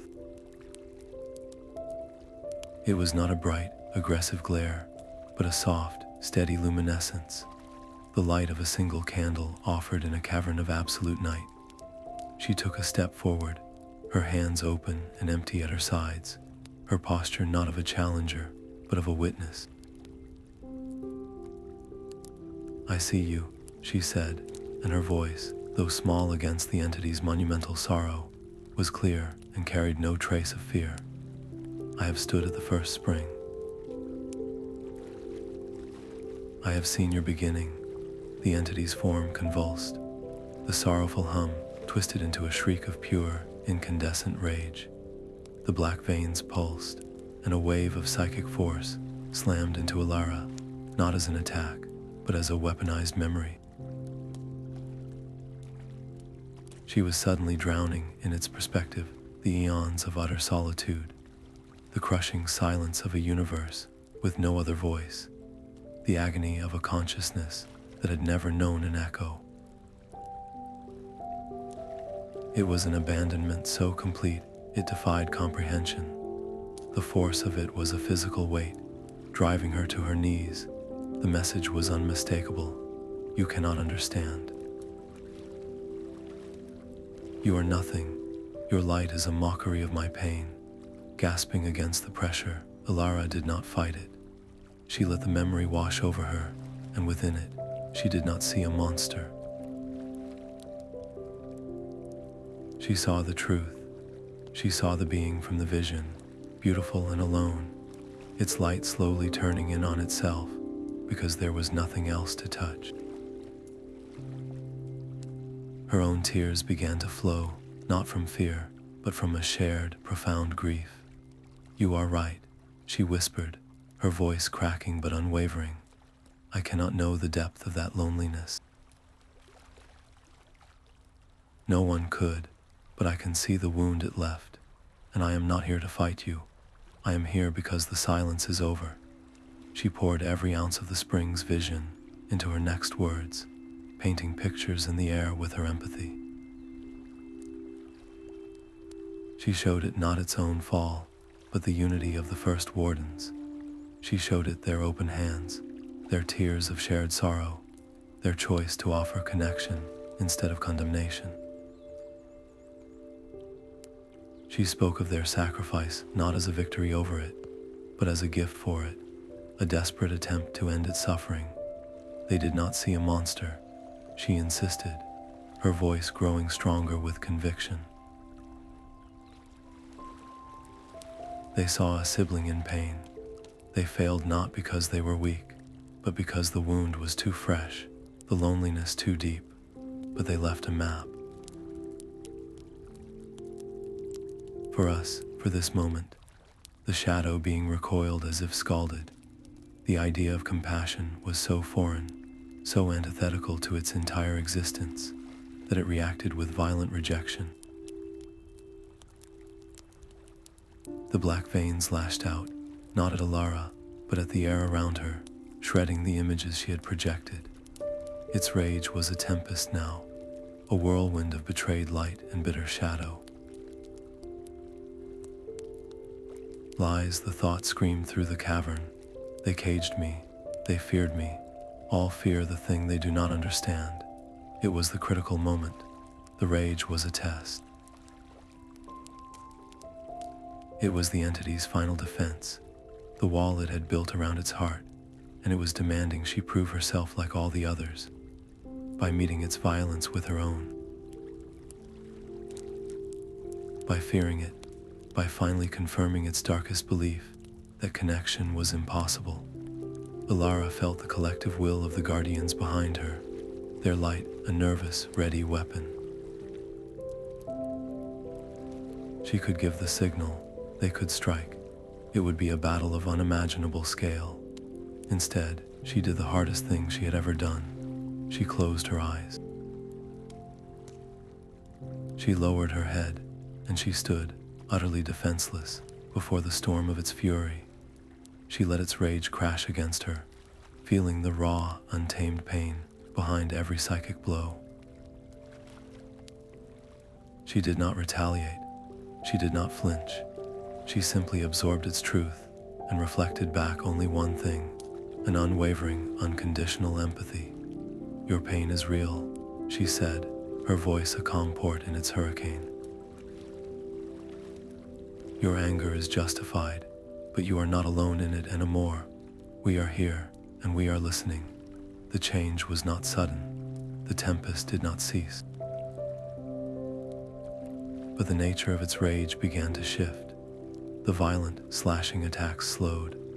The screaming dissonance faltered, losing its cohesive will. It was as if the entity, having thrown its worst at her and found not an enemy, but a mirror reflecting its own profound grief, had run out of ways to defend itself. The hostility didn't vanish, but it began to bleed away, replaced by a confused, hesitant stillness. The black veins constricting its form seemed to loosen their grip infinitesimally. The being of light and sorrow hung in the center of the cavern, its flickering form still pulsing with pain, but now also with a dawning, terrifying uncertainty. The wall was still there, but Alara's courage had not smashed it down.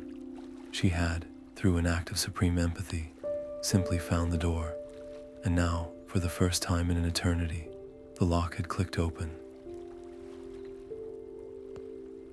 The fragile stillness that followed Alara's profound act of empathy was not peace. It was the eye of a hurricane, a held breath before the final, most delicate work began. The entity's rage had receded, but its pain remained, a raw, open wound in the fabric of reality. Its flickering form, still shot through with jagged veins of black, hung in the cavernous space, pulsing with a vulnerable, hesitant energy. It was no longer attacking, but it was deeply, fundamentally unwell. The time for words was over. Now was the time for healing. Alara turned to the assembled guardians, their faces pale and awestruck in the eerie gloom, and gave a single, slow nod. The ritual began. They did not form a circle of power, but a lattice of light. Each guardian found their place not by rank or strength, but by the unique quality of their spirit, their individual note in the grand chord they were about to create. Kale, whose light had been touched and tempered by the shadow itself, took a position of grounding, his energy a steady, earthy hum that stabilized the volatile space. Sariel, her fierce protectiveness now channeled into a vigilant shield, wove a net of harmonic defense around the entire group, ensuring their work would not be interrupted. The elders, their centuries of knowledge finally freed from the constraints of fear, added layers of intricate, ancient patterns to the weaving, and at the center of it all stood Alara, her hands raised not in command, but in gentle guidance, the living conduit for the purified light of the first spring that now flowed through her and into the design. The light they channeled was not a weapon. It did not spear forth or burn away. It moved like a slow, deliberate tide of liquid gold, a warm, radiant river that gently enveloped the suffering entity. Elara directed its flow with an exquisite, exhausting focus, her will the needle that threaded this immense power through the eye of the entity's agony. She was no longer a leader giving orders. She was a surgeon performing the most delicate operation imaginable on the soul of a god, and the patient fought the cure. The entity's guard was down, but its suffering was a reflex, a habit of existence so deeply ingrained it could not simply let go. As the healing light touched the deepest, oldest veins of corruption, the entity's pain lashed out one final time, not with malice, but with the terrified, involuntary spasm of a nerve being exposed to air after an eternity under bandages. It did not attack them with claws or shadow. It attacked them with memory. A torrent of its isolation flooded Alara's mind, not as a weapon, but as a truth so devastating it threatened to unravel her own sanity. She felt the weight of millennia of silence, the crushing vacuum of being the only consciousness in a cold, empty universe, the moment its own brilliant light had bent inwards and begun to fester from a lack of any other to share it with. It was an anguish beyond description, and it was a plea. Do you see? Do you finally see why I am this way? The force of it was a physical blow. Alara staggered, a cry caught in her throat. Behind her, she felt the entire lattice of guardians waver under the shared onslaught of this absolute despair. The river of light faltered, its golden flow dimming. This was the critical test. To turn away from this truth, to shield themselves from the raw horror of it, would be to fail. They had to lean in. They had to accept the full weight of the wound they were trying to heal. Gritting her teeth, tears streaming down her face in sympathy for this unimaginable pain, Alara did not push the memory away. She opened herself to it completely.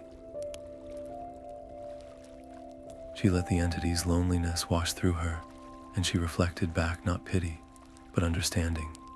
She channeled the spring's light not as an opposing force, but as a balm directly onto the memory itself, surrounding the ancient, isolated being with the palpable, resonant feeling of their presence.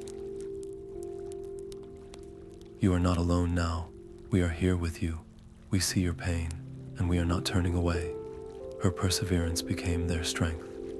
Seeing her stand firm against the psychic torrent, the guardians redoubled their efforts. Their unified song swelled, each voice adding its own quality of comfort, of solidarity, of shared burden. The river of light grew brighter, warmer, more insistent. And slowly, miraculously, the transformation began. The pulsing black veins within the entity's form did not shatter or retreat in defeat.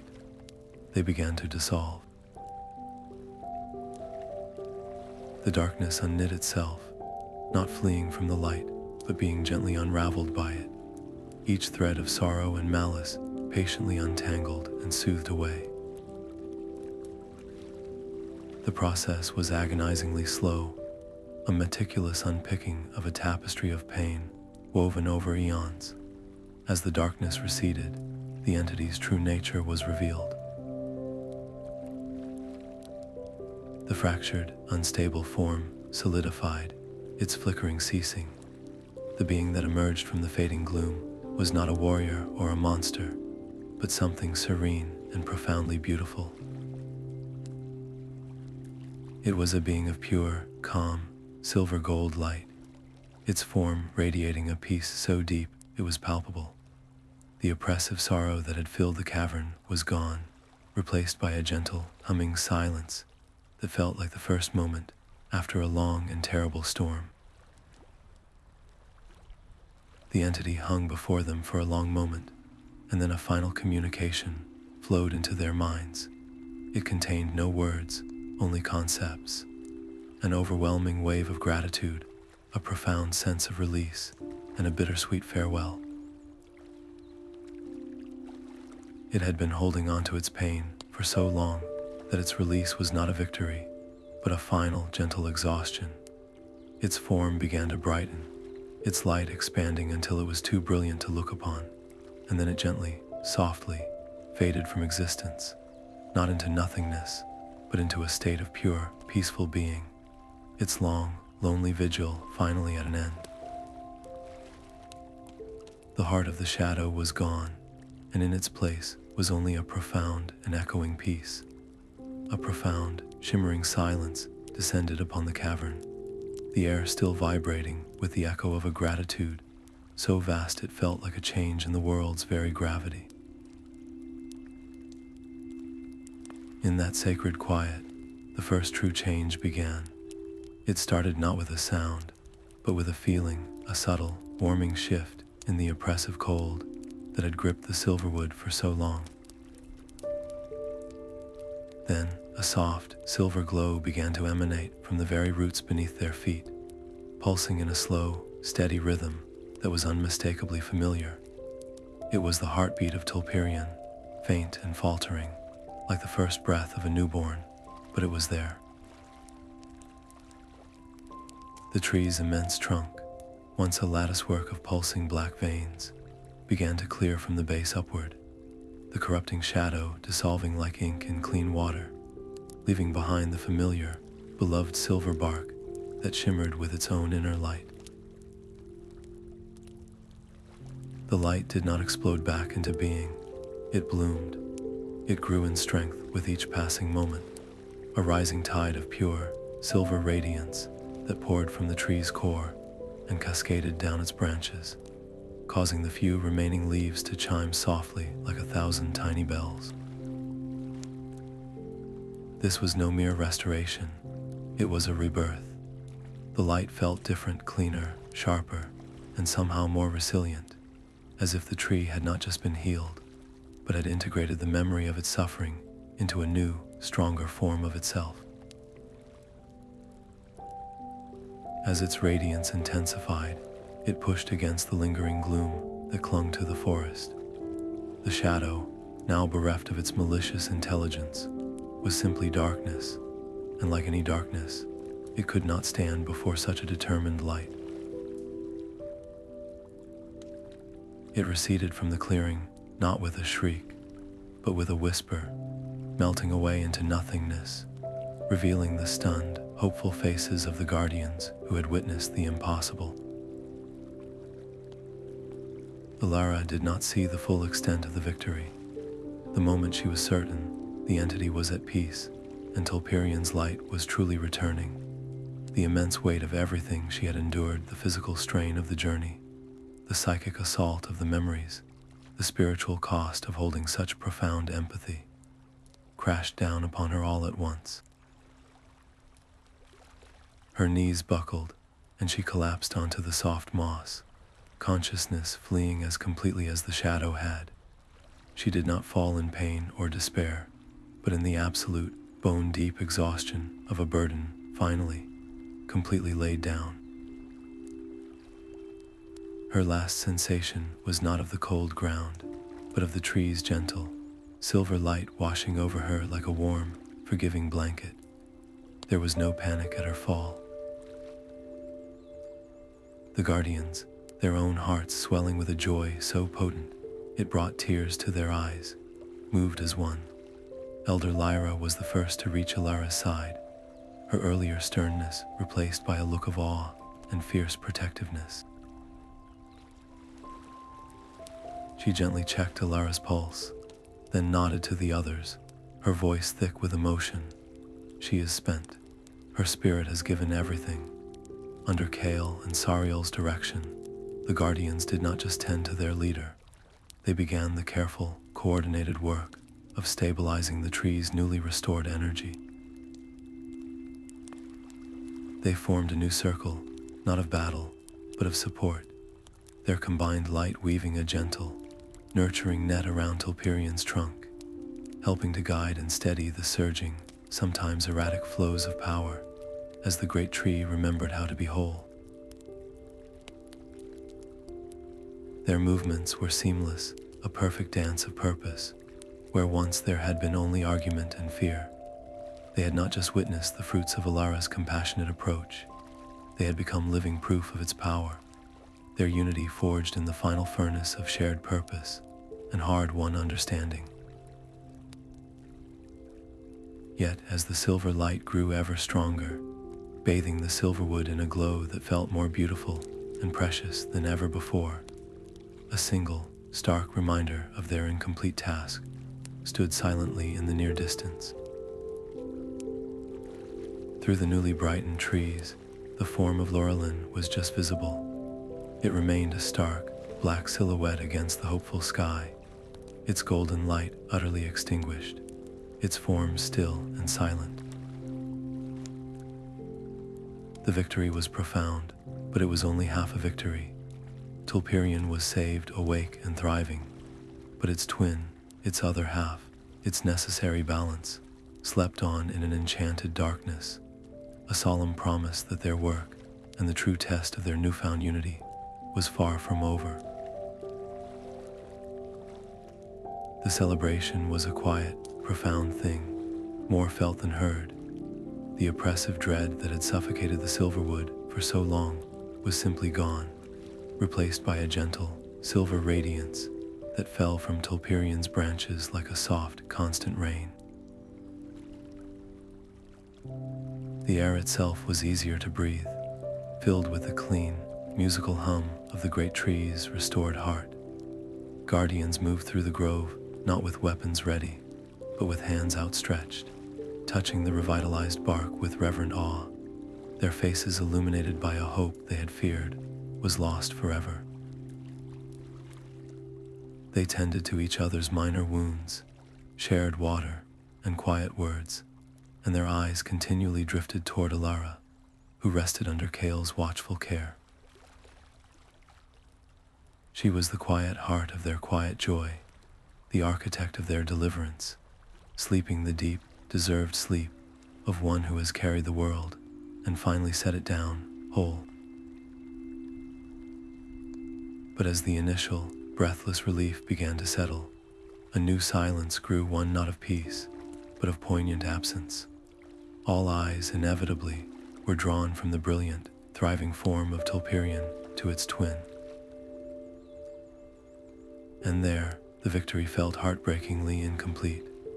Lorelin stood as a stark, solemn counterpoint to the celebration. No golden light pulsed from within its colossal trunk. No leaves chimed in a non-existent breeze. It remained a towering silhouette of deepest gloom, a statue carved from solidified night, its magnificent form shrouded in an enchanted stillness that even Tulperian's renewed brilliance could not penetrate. It was a void where a sun should have been, a silence where a symphony should have played. Alara stirred, consciousness returning not with a jolt, but with a slow, weary drift back to awareness. Her first sight was the dappled silver light filtering through Tulperian's leaves above her. Her first feeling was a deep, soul-level exhaustion, and her first thought, clear and certain as a struck bell, was of the silent tree. She pushed herself up, ignoring the protests of her aching body, and her gaze found Lorelin. The sight was a physical ache in her chest. The joy of Tulperian's revival was real, but it was a joy that highlighted the tragedy of its counterparts, continued slumber. They were two halves of a whole, the silver and the gold, the moon and the sun of their world. One without the other was a song missing its harmony, a day without a dawn. In that moment of crystalline clarity, she understood the healing of the shadow, the restoration of Tulperian.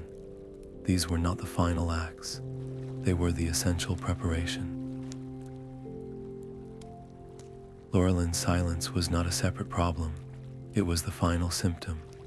The two trees were not just neighbors, they were a single, interwoven system, their roots entangled deep beneath the world, their lights designed to dance in perpetual, balancing conversation. Tulperian's light had been poisoned first, its song corrupted, and in its agony, it had cried out in a way that Lorelin, its other half, had felt as a mortal wound. The golden tree hadn't just been attacked, its very reason for being had been severed. It could not simply wake up because the noise had stopped. It needed its counterpart to not just be healed, but to be whole again, to sing its silver song clearly and strongly once more, offering a melody for the gold to answer. This would not be a task for rituals or battles. It would be a patient, painstaking process of nurture and care. It would require a constancy of spirit, a gentle, unwavering presence to tend to both the victor and the victim of this long war. Tulperian, though saved, was still fragile, its light new and potentially unstable. Lorelin was in a deep, enchanted sleep, its spirit withdrawn so far into itself that it might not even know the war was over. They would need a guardian who understood both light and shadow, who had faced the abyss and learned its language, not to fight it, but to coax it back into the light. Alara rose to her feet. The movement drew every eye. The murmured conversation ceased. She did not look at the gathered elders or her comrades. She only looked at the two trees, one blazing with brilliant life, the other resting in profound stillness. The choice settled upon her, not as a duty imposed from without, but as a truth unfolding from within. Her journey had never been about becoming a hero who wins a war. It had been about learning to become a healer who tends the aftermath. Without a word, she walked toward the space between the two mighty trees, this sacred ground that had known such conflict and was now poised for a slower, quieter kind of work. She stopped midway, placing one hand on the warm, vibrant bark of Tulperian, feeling its strong, steady pulse thrum against her palm. Then she turned her gaze to the cool, silent darkness of Lorelin. "The work is not finished," she said, her voice soft but carrying absolute authority in the hushed grove. "It is changing. We have won the battle, but now we must undertake the cultivation. Tulperian must be strengthened. Lorelin must be reminded. They must remember each other." She turned to face the community, her expression one of calm resolve. "I will dedicate myself to this, not as a commander, but as a gardener of light. I will stand here between them and help them find their balance again." There were no debates, no objections. The sight of the stone guardian standing sentinel at the edge of the clearing was a permanent testament to the validity of her path. Elder Lyra was the first to step forward, and she did not offer counsel or command. She simply bowed her head, a gesture of deep respect from the old guard to the new. Kale and Sariel came to stand beside her, not as followers, but as the first partners in this new, long vigil. One by one, every guardian present, elder and novice alike, made the same silent pledge. Her leadership was no longer questioned. It was witnessed and accepted, a natural evolution as inevitable as the turning of the seasons. She was no longer just Alara, the brave initiate. She was the bridge between what was broken and what could be made whole again, the keeper of the balance, and the one who would teach them all how to nurture the light without ever again fearing the dark.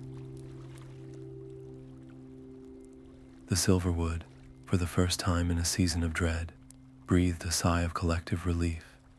It was a subtle shift at first, a softening of the air that no longer carried the metallic tang of fear, followed by a gentle warmth that seeped into the very soil.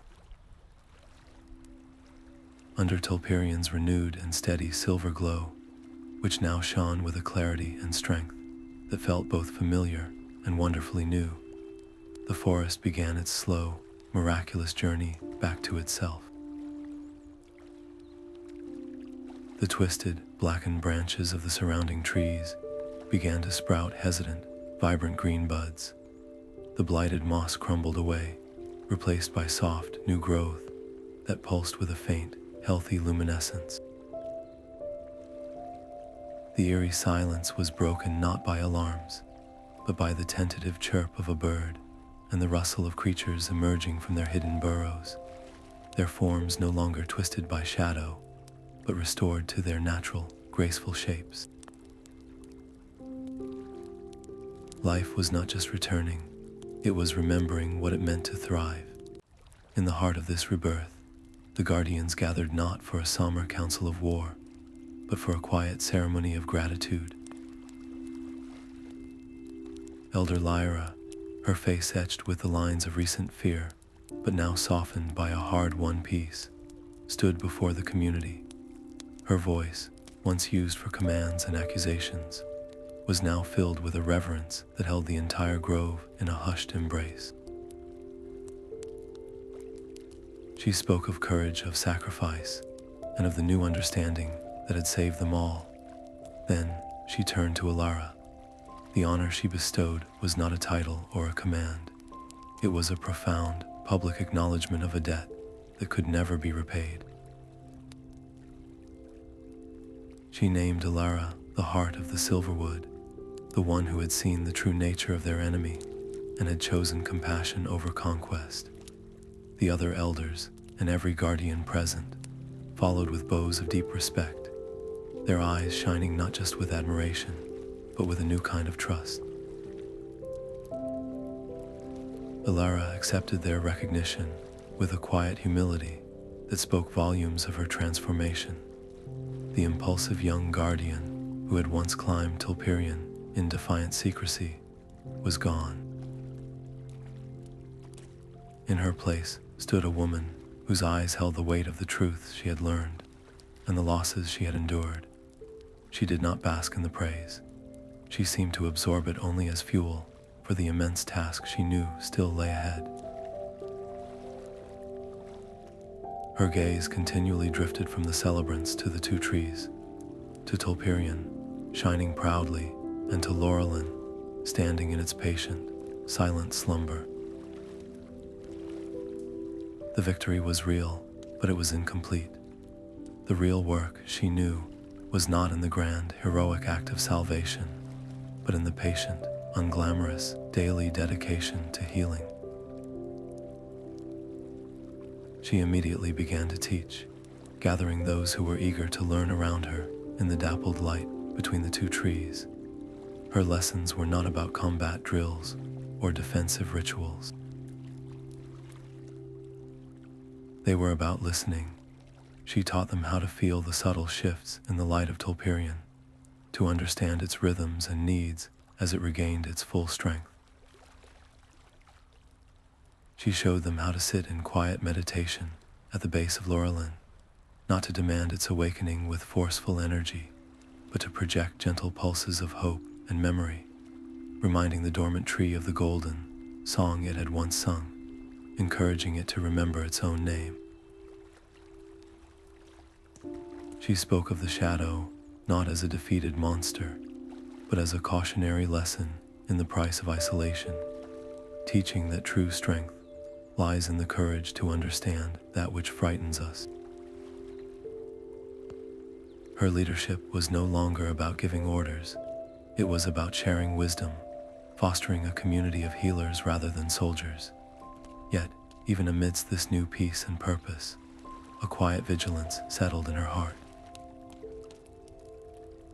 She often walked the perimeter of the Silverwood alone in the hours between dusk and dawn, her hands brushing against the revitalized bark of the trees, her senses extended.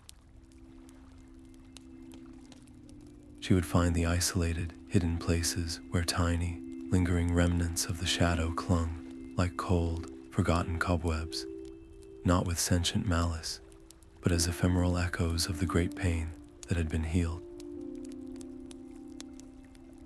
These spots required not purification, but a gentle, persistent light to patiently coax them back into the whole.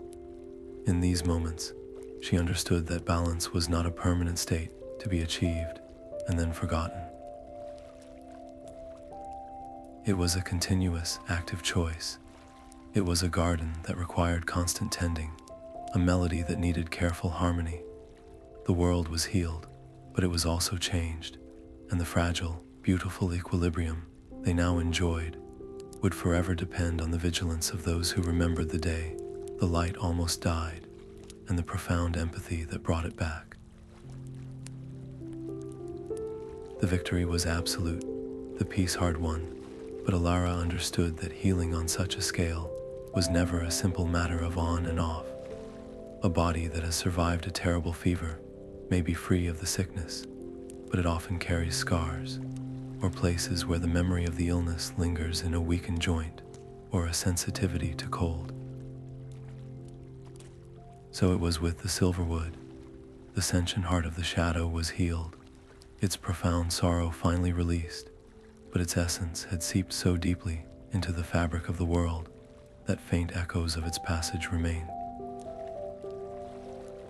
In the deepest, most secluded groves, in the quiet hollows where light fell indirectly, and in the forgotten caves that had been its first footholds, patches of pure shadow persisted. These were not malicious, not intelligent, but they were potent. They were like emotional scars on the land itself, places where the memory of despair had been so strong it had left a permanent stain. Left untended, these pockets of concentrated gloom could, over centuries, perhaps attract new forms of sorrow or become focal points for lesser, mindless blights. They required not a warrior's hand, but a watchful, understanding eye. This understanding led to the founding of a new order, one that would become Alara's most enduring legacy. She gathered the most promising guardians, those who had shown not just bravery in the face of darkness, but empathy and a deep capacity for patience. She did not train them to be soldiers of the light, but tenders of the balance. Their initiation was not a test of strength, but of perception. She would lead them to one of these lingering shadow places and simply have them sit with it. Do not fight it, she would instruct, her voice calm in the unsettling quiet. Do not fear it, listen to it, understand its nature. It is not your enemy, it is a reminder. These new sentinels learned to monitor these spots, not with weapons at the ready, but with a gentle, steady presence. Their duty was to ensure the shadows remained contained and inert, their energy acknowledged but not allowed to spread.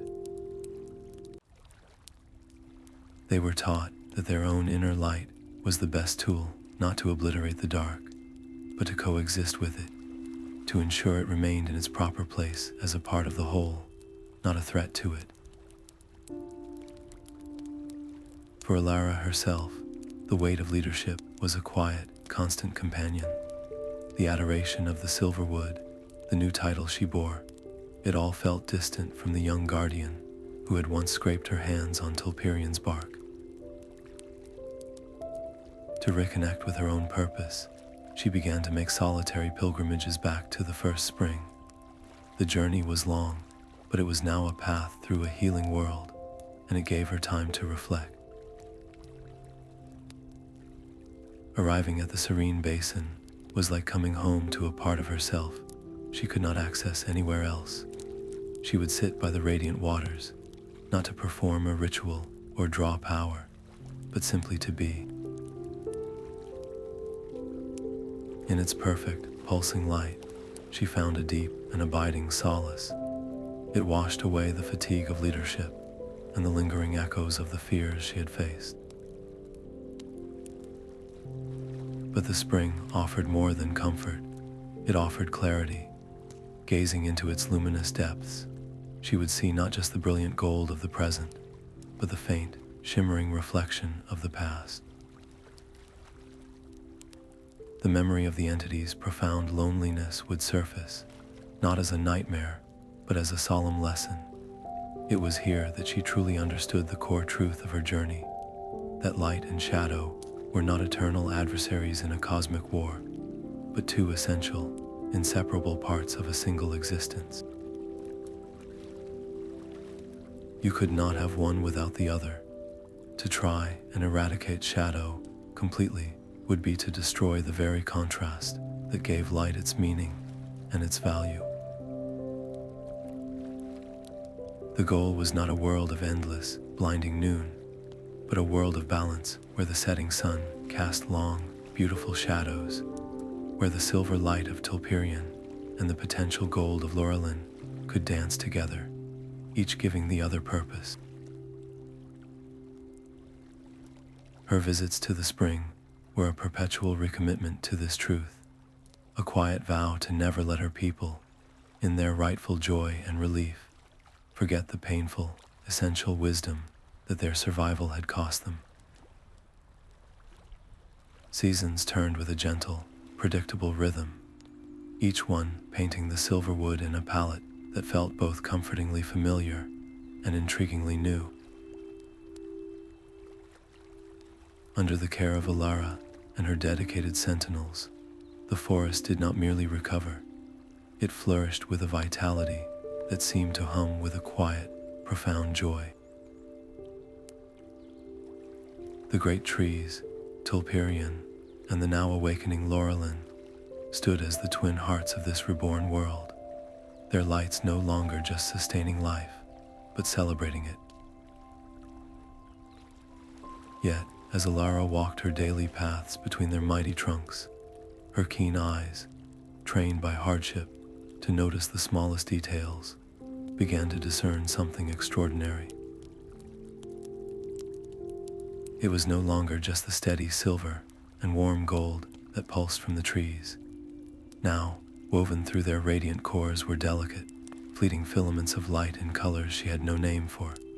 A deep, vibrant violet that shimmered at the edge of twilight, a soft, verdant green that spoke of deep forests and new growth, a crystalline blue that held the memory of clear mountain springs.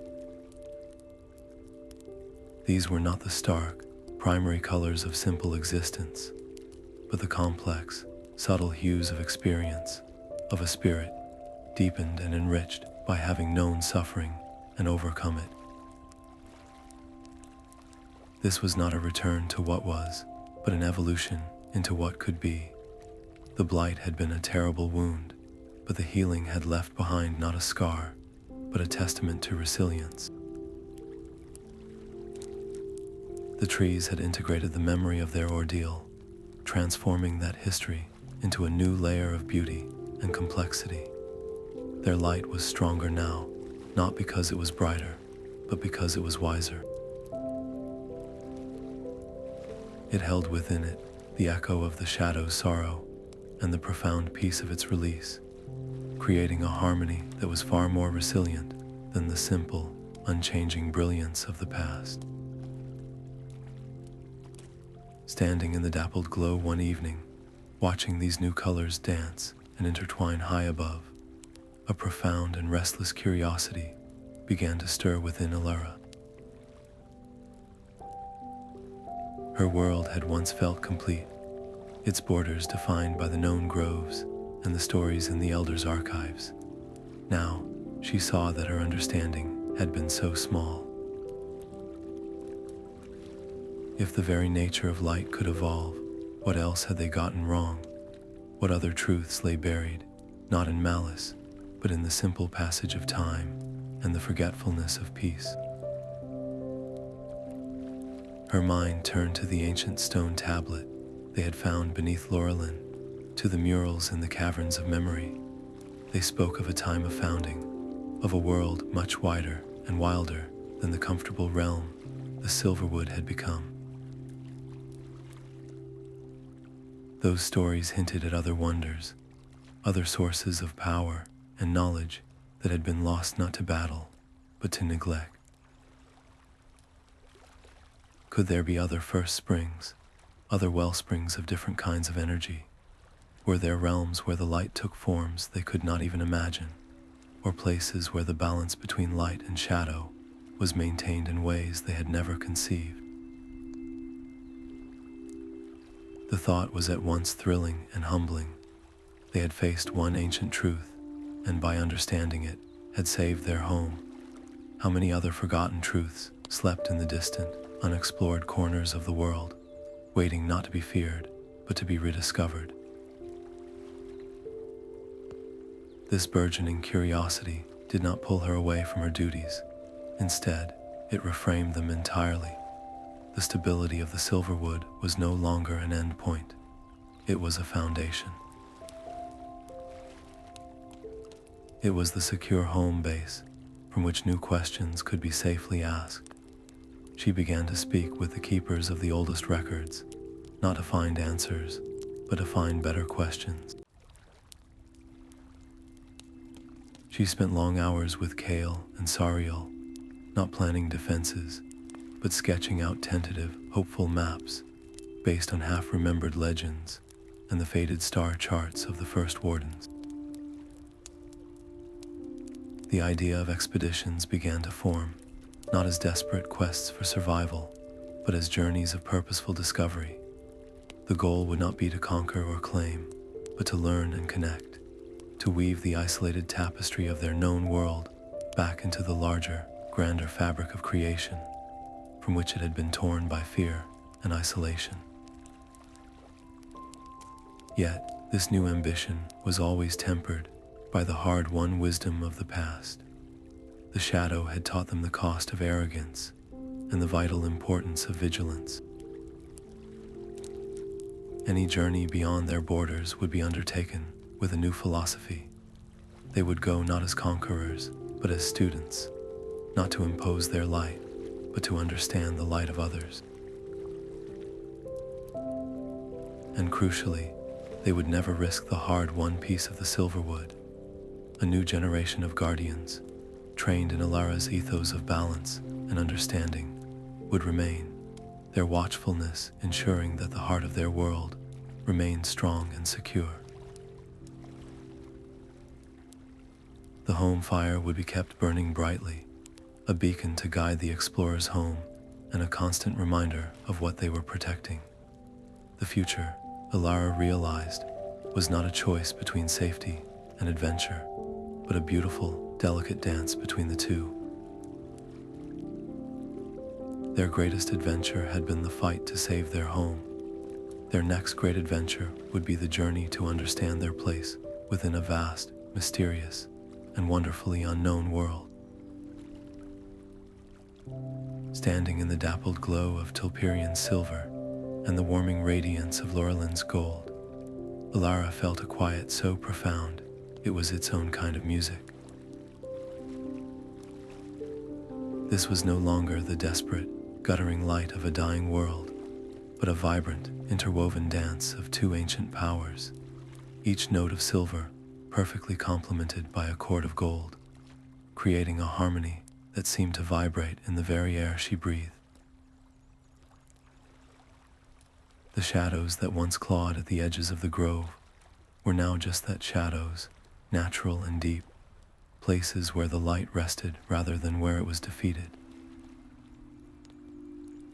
This was balance, not the absence of darkness, but the beautiful, necessary tension between it and the light, each giving the other meaning and value.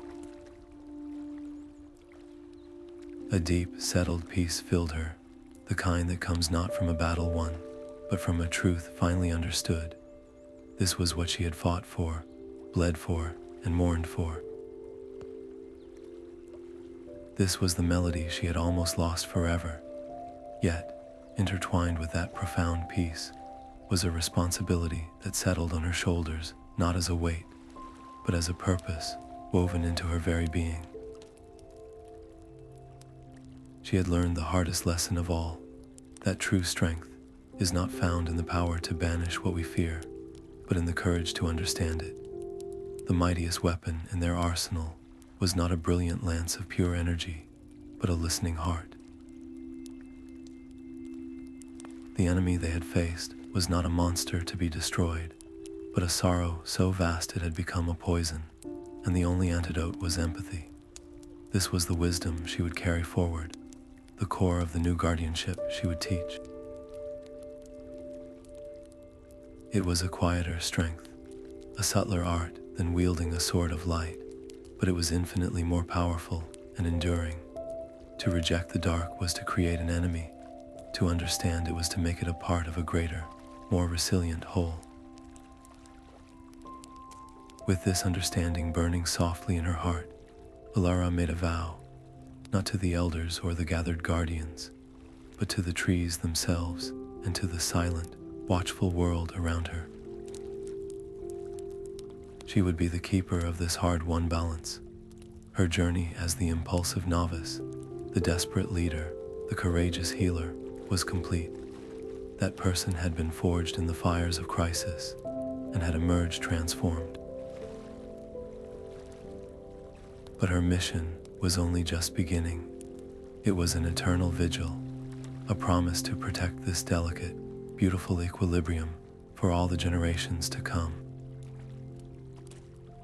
She would ensure that the lessons of the Blight were never forgotten, that the story was not told as a simple tale of light defeating dark, but as a complex parable of healing a profound and ancient wound. She would stand as a living bridge between the two states of being, a beacon of hope, not because she promised endless daylight, but because she embodied the courageous, compassionate truth that light and shadow must and can coexist in a harmony that makes the world whole. The Silverwood breathes a new kind of air now, one that hums with a harmony so deep it feels like the very forest itself is singing.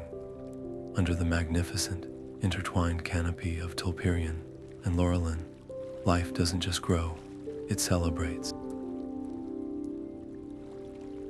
The two trees no longer stand as separate beacons, but as partners in a perpetual, silent dance. Tulperian's silver radiance weaves through Lorelin's golden warmth, creating a light that is more than the sum of its parts.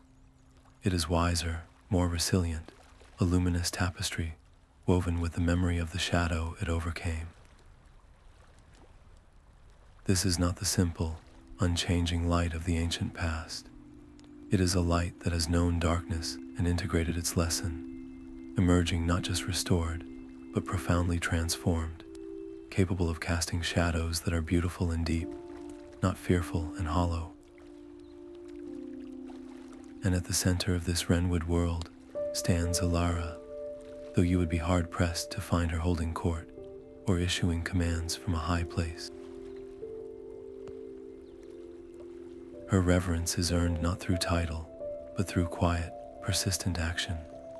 You are more likely to find her sitting in a sun-dappled clearing, a circle of young, eager faces gathered around her, their eyes wide not with fear of monsters, but with curiosity for the world. She does not teach them how to fight with lances of light or how to build impenetrable shields. Instead, her lessons are softer, more profound. She teaches them how to listen. She has them place their hands on the bark of a young sapling and feel the faint, thrumming song of its life. She guides them to sit at the edge of a lingering, cool patch of shadow, not one of malice, but one of memory, and simply be with it, to understand its nature without the urge to immediately banish it. Her most important lesson, the one she returns to again and again, is the story not of a battle, but of a healing. She tells them of the entity's profound, ancient loneliness, and she does not frame it as a tale of a terrifying enemy, but as a tragedy of a consciousness that had lost all connection. The deepest shadows are not born from evil, she will say, her voice calm and steady, but from a pain that has forgotten how to be seen. Our first and greatest weapon is not force, but the courage to offer compassion. To see the wound behind the wrath, she teaches them that true strength lies in the vulnerability to understand that the most powerful light is the one that can gaze into the abyss and not look away, but instead offer a hand. This new generation of guardians will never know the desperate terror of the blight, as their elders did, but they will understand its origins with a clarity that makes them far more effective protectors. They are learning to be gardeners of balance, not soldiers of light. Their vigilance is not a tense waiting for an attack, but a mindful tending of the ecosystem of their world, ensuring that light and shadow remain in their healthy, dynamic tension. Under Alara's guidance, the realm has undergone a change far more significant than mere restoration. It has undergone an evolution of spirit. The community is united by a shared philosophy, a deep-seated understanding that their purpose is nurturing, not conquering. The promise for the future, therefore, is not a promise of endless, effortless peace. Alara is too wise for that. She knows that balance is not a static destination one arrives at, but a continuous, active practice, a melody that must be played every day. The promise is instead one of vigilance and harmony, a vow to never again forget the lessons written in light and sorrow, to always approach the unknown with a desire to understand before a need to dominate. The Silverwood flourishes as a living testament to this ideal, a beacon not of blinding, exclusive brilliance, but of inclusive, resilient harmony, shining the way toward a future where light and shadow are not enemies, but partners in the beautiful